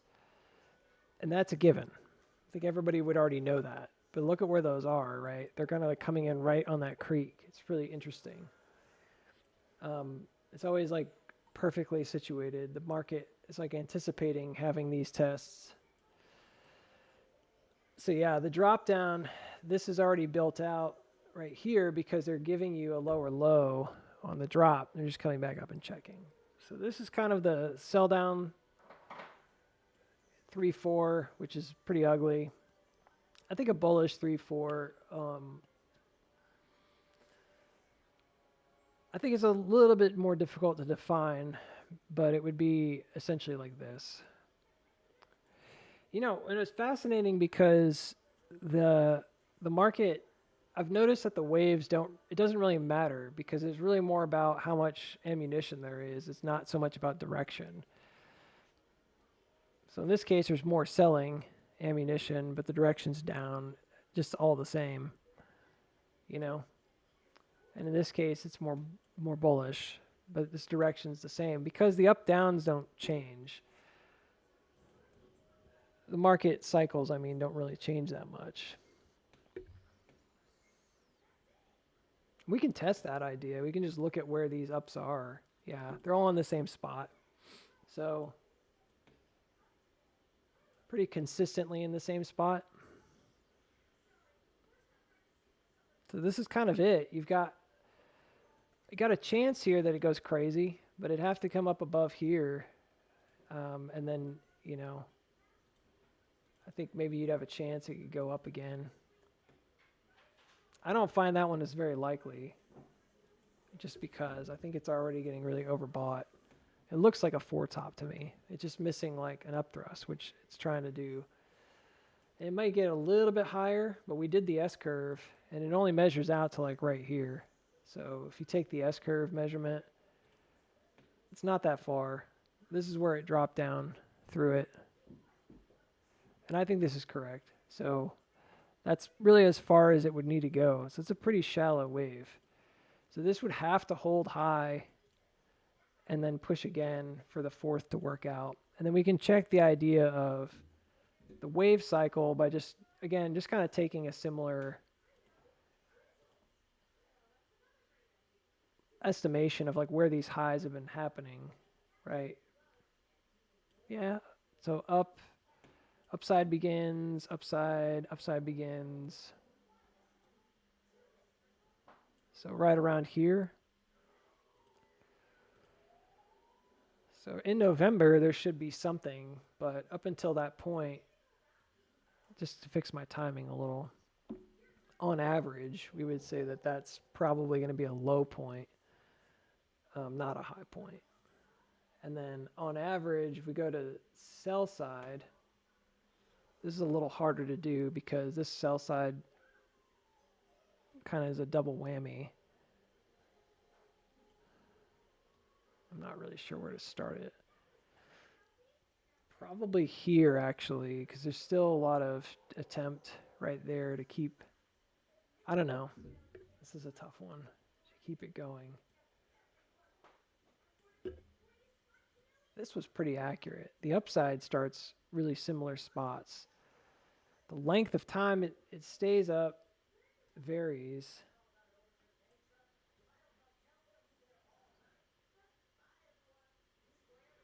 But it does like a 1-2, and then there's this chop before this little micro cat ear.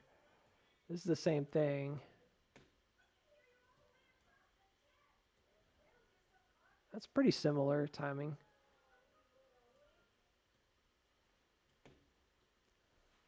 I'll use a slightly longer timing. So yeah, I mean, it suggests that this is almost done. That's the same amount of time. So it's going into it's like done a 1-2, and then it's going into like a chop mode here. 1-2, and then chop mode to see if it can hold.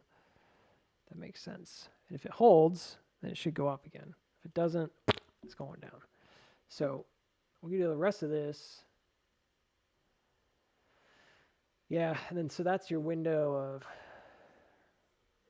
this looks pretty right. We were just kind of estimating it, but that does seem pretty right.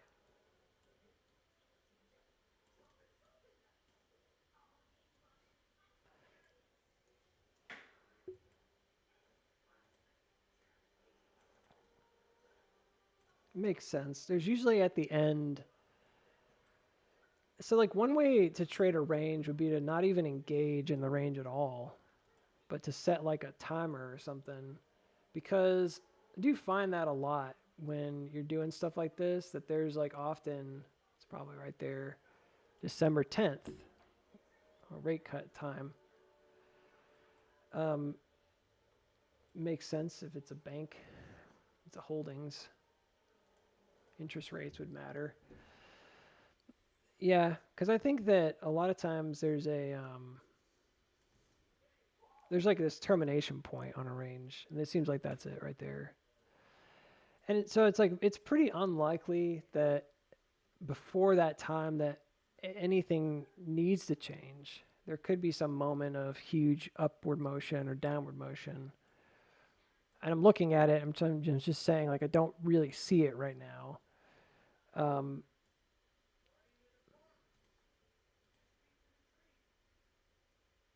yeah, look at that.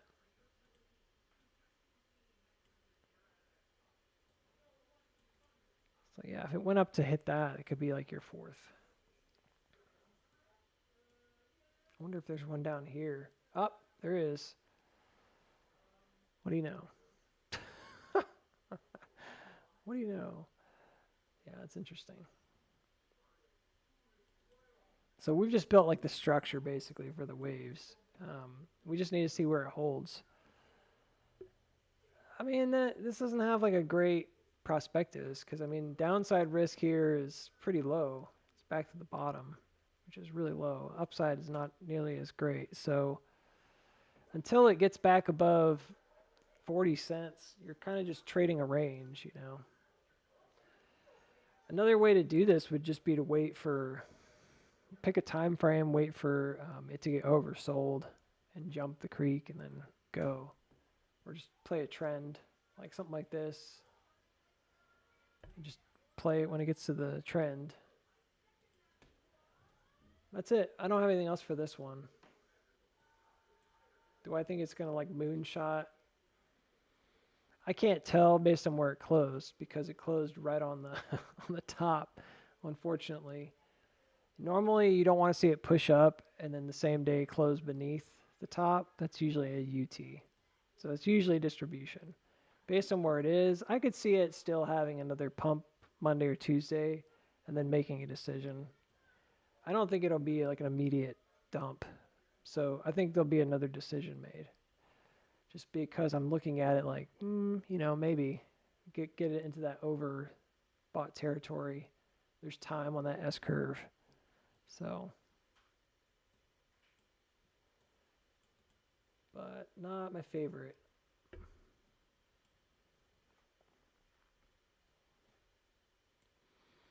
There's trades here, but you just have to be in the right time. Like if it goes up high and then it sort of like meanders down in October and it doesn't drop, that could be a good sign if it holds up here above the creek. It could be a good sign it's going to try again. And of course, if it just jumps above 27 and holds. Drago said, did you get a chance to look at GME's S3 filing? No. Do you have a link to it?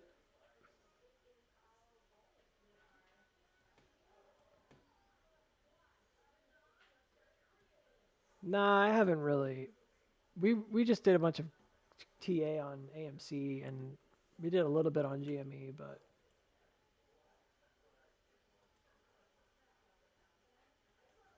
this was 100% trade right here, 120, 130% trade right here from that bottom. I only traded this area. I loaded up and then I got kind of annoyed because I lost some money on it, but I didn't end up losing anything in the end. Went back up. I lost money on Tesla this week. I knew that they'd probably sell the news here, but I didn't think it'd be this low. I did buy in again. I'm thinking that it could come down one more time, but I'm really thinking it's probably going to go up and go ahead and try to hit that. I think it's an S curve. I think this widening, I don't know. If it holds, it could drop pretty dang low, like 350. But if it holds, I think it could be up at 520 to 540 even, which is kind of crazy. We'll see. But I like that pullback. The fact that it's above 425 is important, because that's the first top that was made here. The fact that it didn't find that support before close is a little disconcerting. I would have liked to have seen it made a higher high and back up. So there's some pieces that are missing. Right now, this looks like it could expand out and then turn into like a really bad sell down, like shoulder out. Because it did kind of punch through the creek. It would be stronger if, so like this would be the breakdown basically that I would see as it, and I don't know how fast it would go. It did fill the gap from the 17th or the 18th. What would be nice would be to have this come higher and then hold up right on the top at like 425. I think that would be really strong. It'd probably just go really fast after that.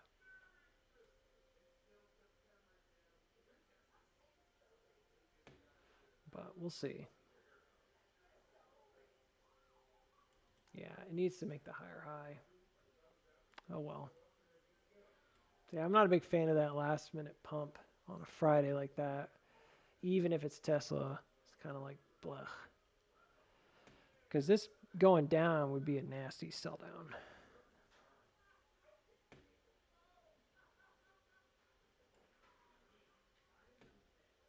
All right, I'll take a look, but I got to get going because I got to do some other stuff. It's called GME S3 filing.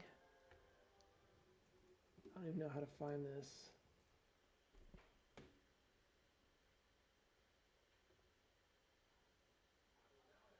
A shelf registration. An unspecified amount of securities.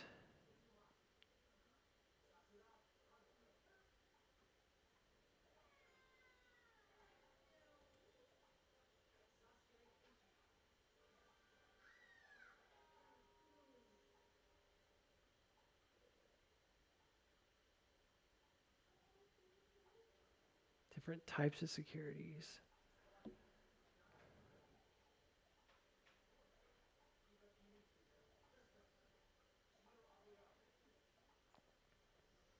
I mean, what is there to it?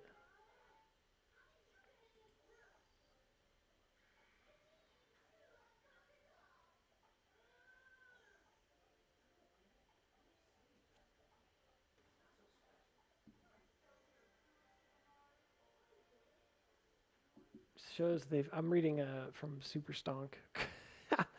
GameStop's new S3 filing shows they've opted out of Delaware's 203 anti-takeover law. Normally, the law blocks big shareholders from doing major deals for 3 years. They just gave themselves freedom. I don't know why that would do that, but to move faster on mergers, partnerships, insider trading. Combined with the new mixed shelf registration October 3rd, this looks like legal groundwork for a large-scale move. Not saying it's guaranteed, but GME is clearly positioning itself for flexibility in major action.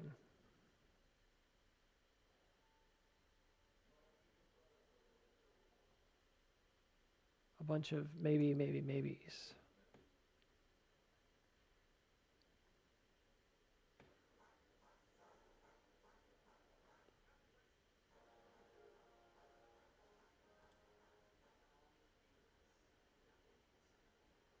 Someone said this was already present in the previous S3 filing, so nothing new.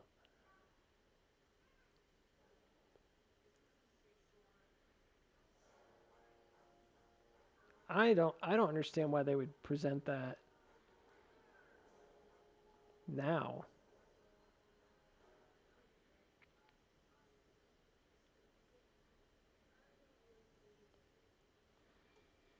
Is there another filing? Because this one says October 2nd.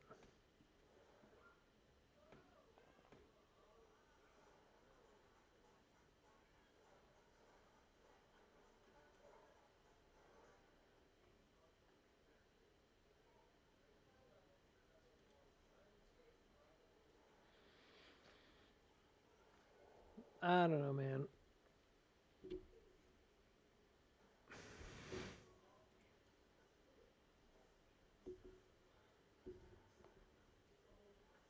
Shelf registrations, October 2nd. The first filing date, the one that they're registering last time was May 17th. There's a comparison here, which is after we ran.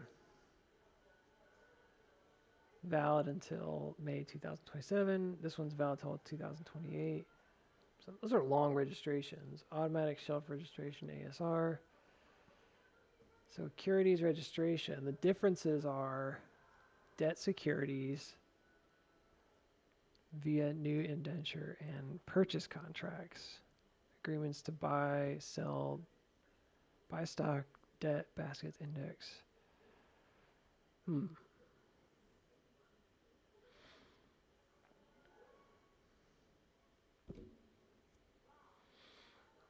You can sell stocks, warrant, or issue bonds, convertibles, or sell by purchase contracts.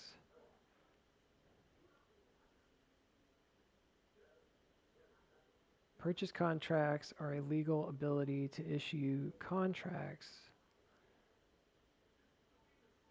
that force investors to buy or sell stock, debt, baskets, indexes in the future.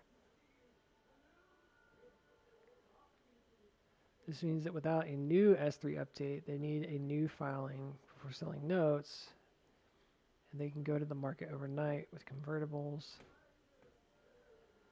This is quite broad, but as I understand, could also allow investors to participate in M&A run by Ryan Cohen or general investment into crypto.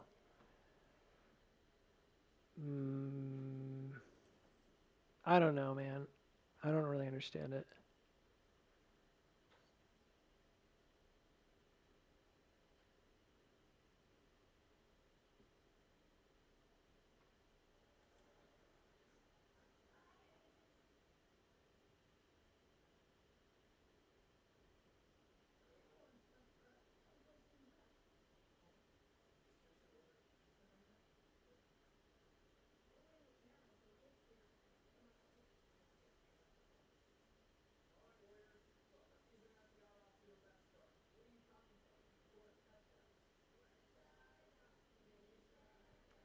I don't think it means anything. Sorry. I don't think it means anything. I think it's just more of the same.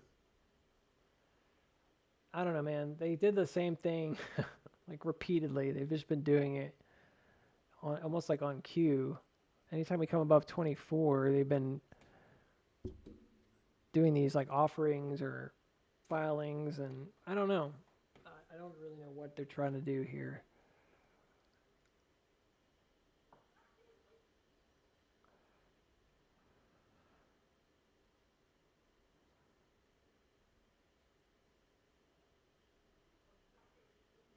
How do you feel about nuclear? NNE and SMR maybe going to do a catch up soon.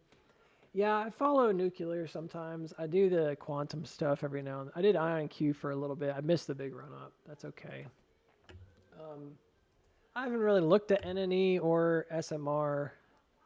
This just ran up a lot.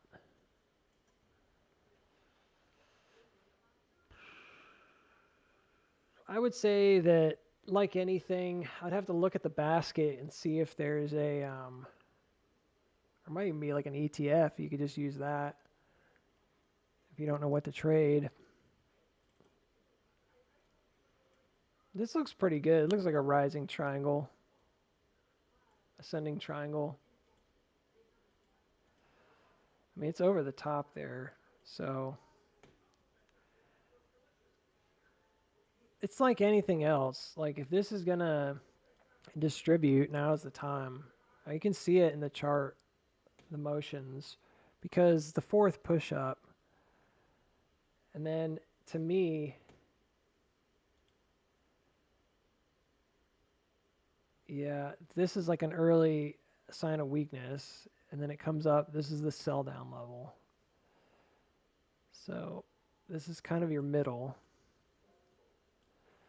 But it's important to note that it also has a really like low um, wave here. So you can't really assume that it's like going to be hyper bullish the whole time. You kind of have to look at both of those.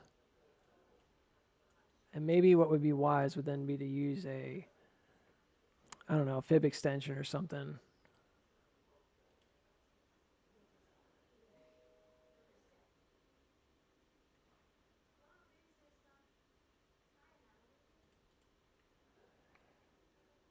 Okay, I think I get it.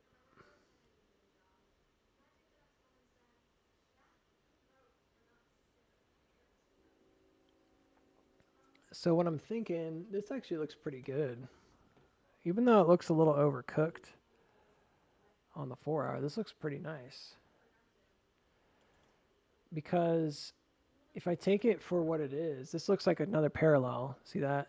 How it matches up with the middle? I think they were just establishing a baseline by using these little buy-ups. Yeah. And see that actually makes more sense of why that's there. And then this is a cross, so that also makes sense. So on a wave, what that means is that this could be really, really high by 2026. It doesn't mean it would be any faster than that, and I don't think you could assume that it's faster than that. It represents like a middle here. And while that may seem silly because everything seems like an S-curve, it's also important because not everything is an S-curve. It's more of like, the idea is more of like a wave. So we think of an S-curve and we think about the top as like this like pointy object, and then it just terminates and then it's done, right? That's true. That does happen sometimes. But what would be more accurate would be to kind of have another curve here, because this is generating like a possibility of, right? I mean, that's the truth of it. It's really, oopsie. Try to hit Command Z. Yeah, you're generating the possibility of a macro uptrend if it can manage to hold above this breakout. So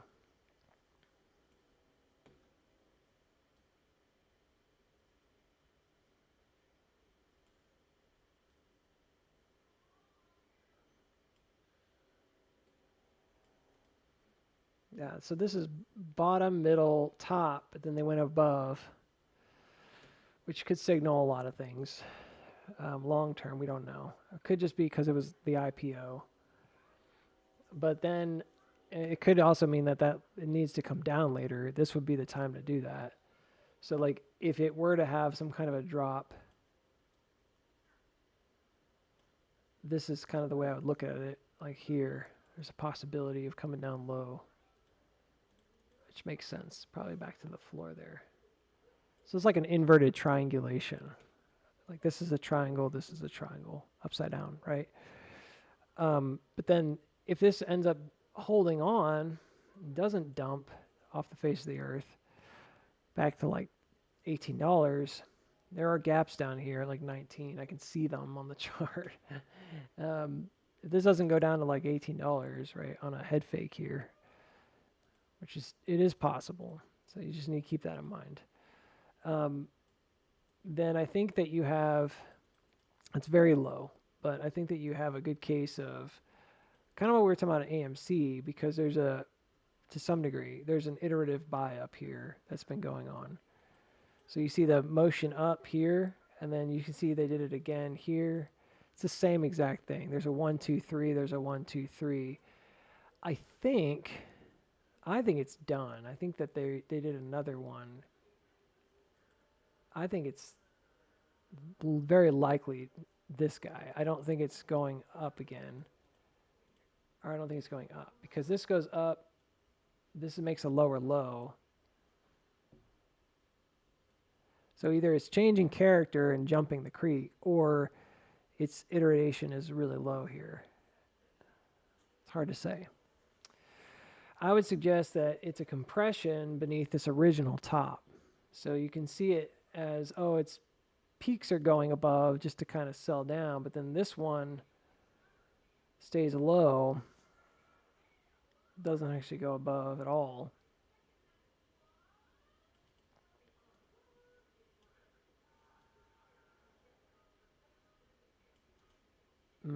Maybe.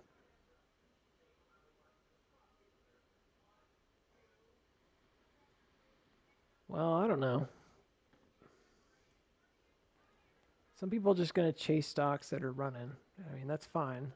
I like stocks that haven't run yet. But if you could be in both, I guess you could always just pick both. I don't know, man. Should this be valued way up here at that much? Probably not. But I don't know the valuation of this ticker. So this is really high.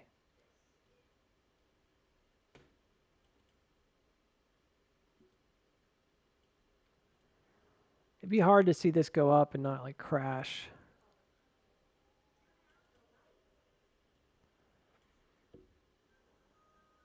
It almost seems more likely.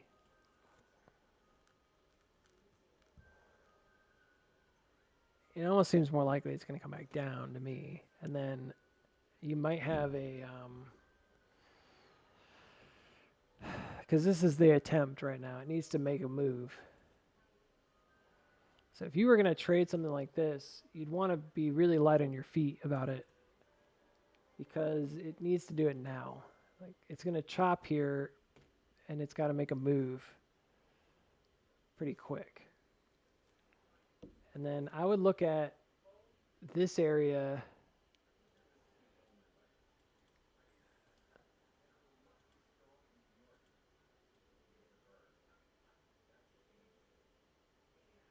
It hasn't gotten over that all-time top yet.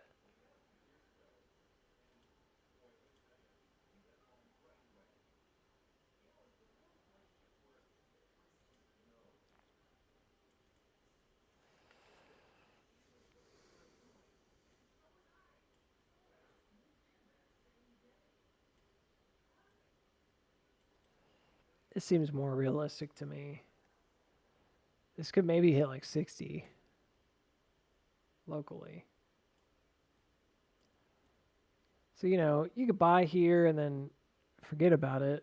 Just set an alert. And if it drops beneath 36, okay, you lost 25% or whatever it was. But you could also make whatever this is. It's probably like a 50% move. Because this is possible.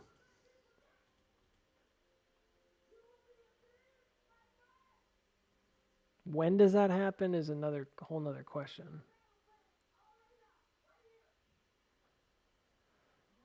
I mean, the curve kind of gives you free rein to suggest anywhere from here till the end of November.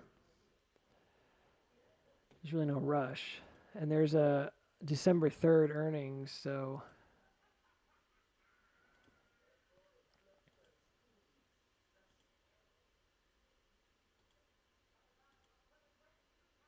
anyways, so yeah, this is a tough one. I would say if it meanders, there's a good chance it's going to try to come back to this area because this is just the bottom of the range that it's been in. And it may not do that all at once. It'd probably take time. It wouldn't be like an immediate thing. You know, something like that. Who knows? All right. That I don't really care about that. I could check with the creeks, and I can see one's really, really low, and I can see another one like right here. That's the only one I can really identify as possible. And this is the one that I think would be more likely if it came down.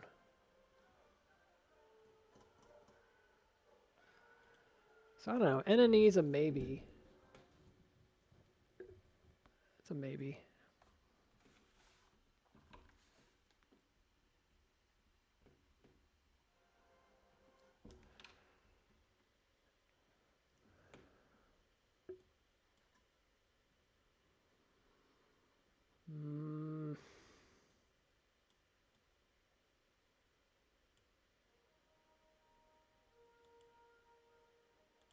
why has this been going as high as it's going?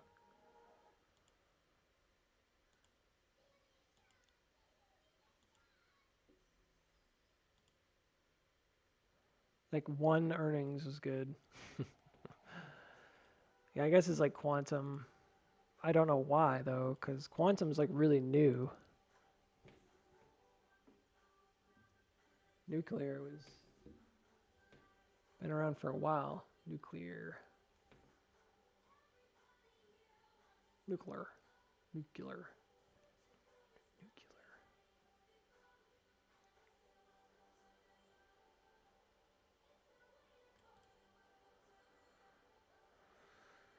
Yeah, I don't know.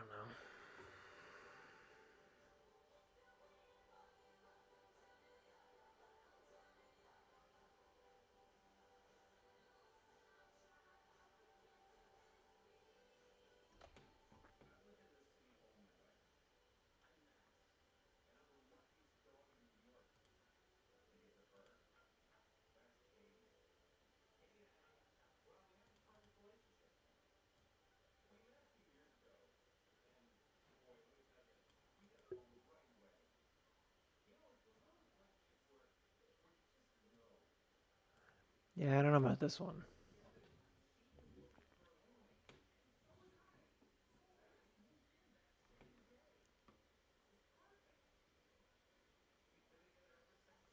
Like this long term got like some major divergence. I don't know, it looks like ours has been going down for a long time.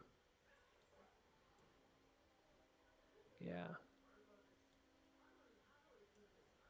This to me is like it's either gonna like go crazy or it's gonna dump because it's a speculative play. But I can't imagine. I can imagine like so much of this volume is probably profit taking.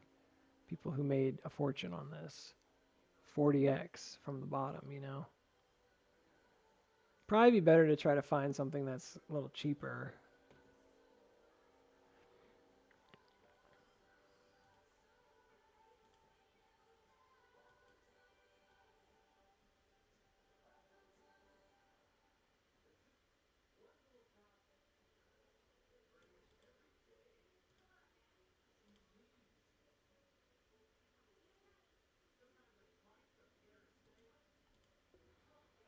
Same deal. I think this could probably, if it did go up, have an extension. It's kind of like halfway between pieces right now. There's a lot of the markets like this, at places of resistance or breakout.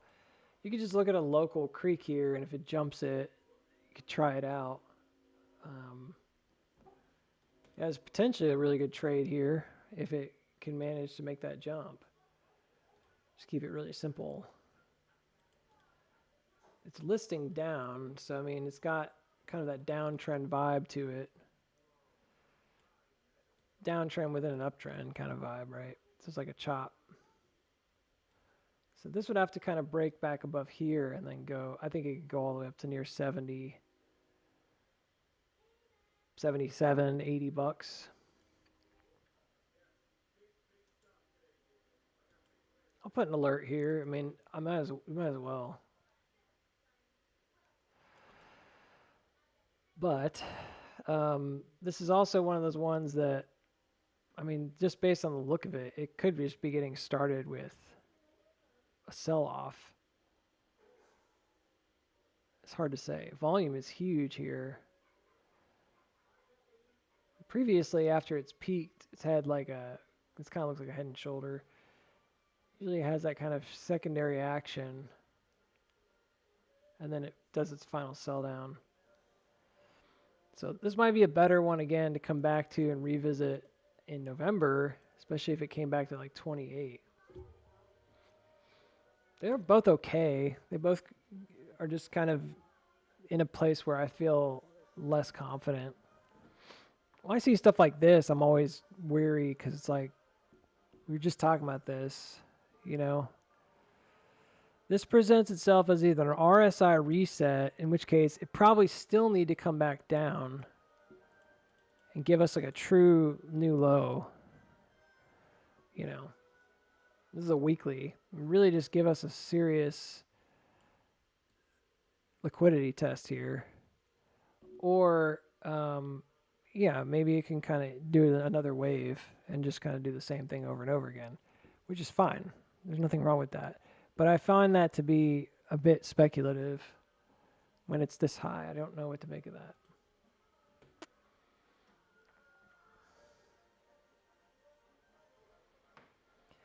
But not every trade has to be like a perfect trade. I mean, you can have sometimes just trading like a. See, like I was looking at this thinking this looked like downward direction, and it does look like downward direction, so.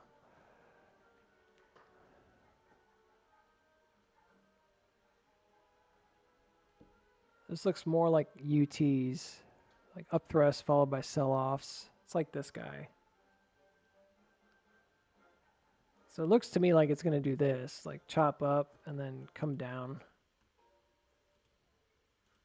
So you get up to 43 or something.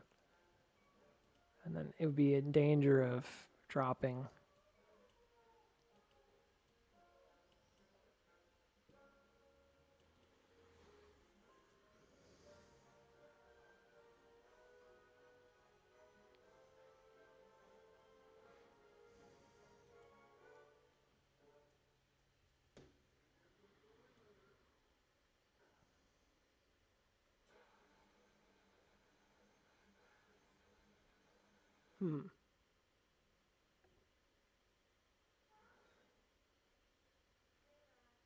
Yeah, we're kind of sitting on the middle.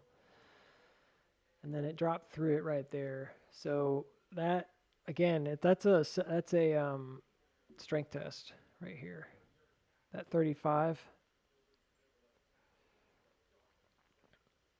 That right there to me is like an attempt to see if we want to go down. And then if it holds up, it should go above here and hold. Like right above these moving averages. And go again. And if it doesn't, then it just comes right back down through them. It's really a short play. And the shorts will take it pretty quick. Once it's gone, you'll see some like nasty selling.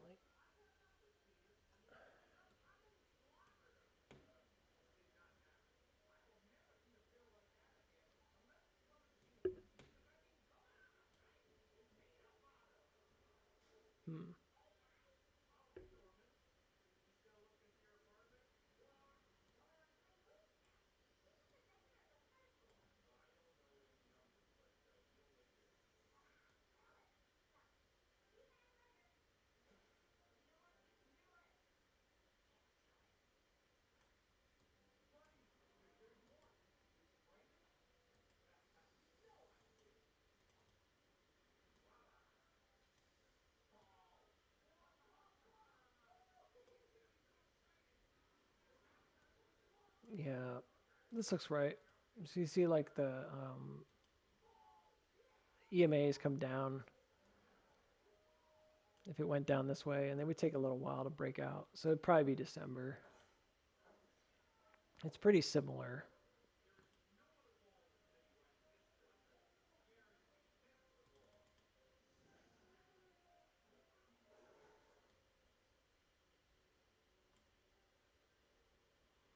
Yeah, the gap at 26, this is kind of indicative of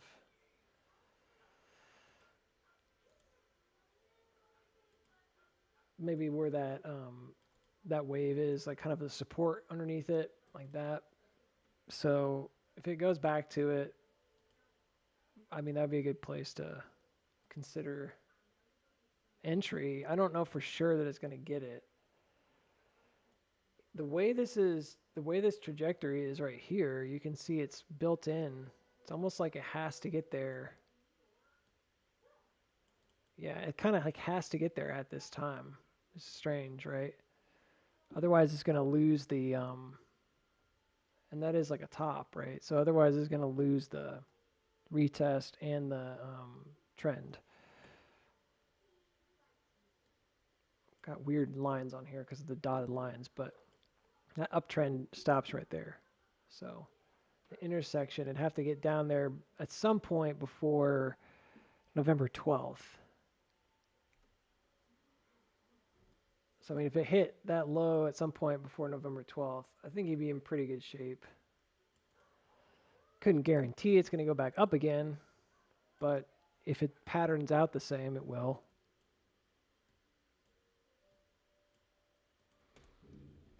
And it'd probably be late year. Maybe Santa rally kind of thing. December. So you could hit like a low in November and then kind of work your way out.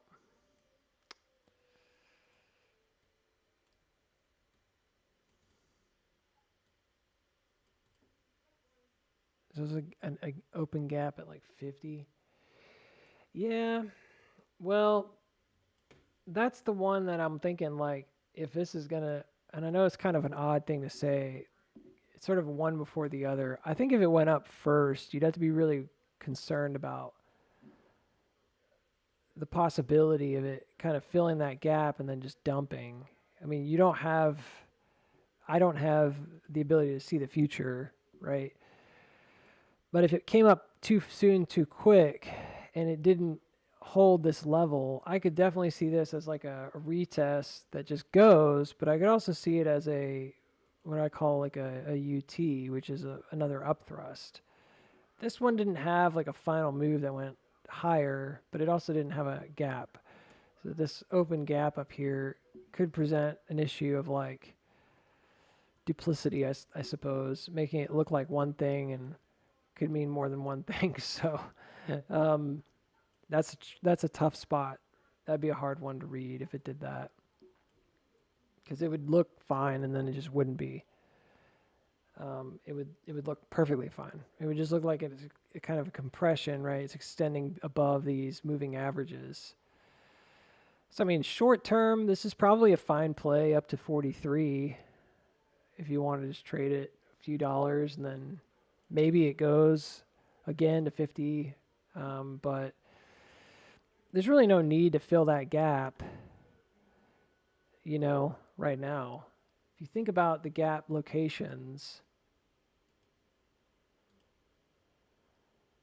you think about like coming back to fill that gap first, which again seems right to me, and then coming back up. It kind of gives you like a really good setup for advancement opportunity in the future. So like a January build out. This is a big move. This goes 25 to 50, so that's a huge swing.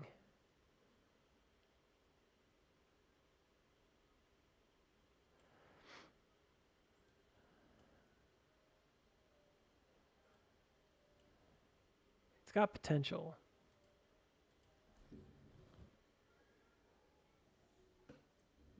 Yeah. This is a great call out, though. Thanks for bringing it up. I like that it's between the two and that you've got big swings either way. I like that it has clear channels and it's pretty evident, where those are. I don't see it as a complicated play, which is nice. I think like most things, though, this is probably a bit overvalued. I mean, I couldn't tell you for sure. I'm just guessing. But based on what I'm seeing with these earnings reports, it looks like one of those plays that I guess is more about what it could be, not what it is right now. And maybe deal making and stuff will matter. But yeah, I think that this is a decent chance right here. This marker at like 11.13, which kind of harkens back to the first resistances here, that it could indicate a 50-50 move. So there may be a desire to get back up to $70 at some point. But it almost makes more sense to do this and then try and go for it. And just like they did here, even though this goes all the way to the top, this may not go to the top, but it could go up to the 70 mark. And that'd be logical. It's kind of the same move they just made like here, but then doing it like over that motion. So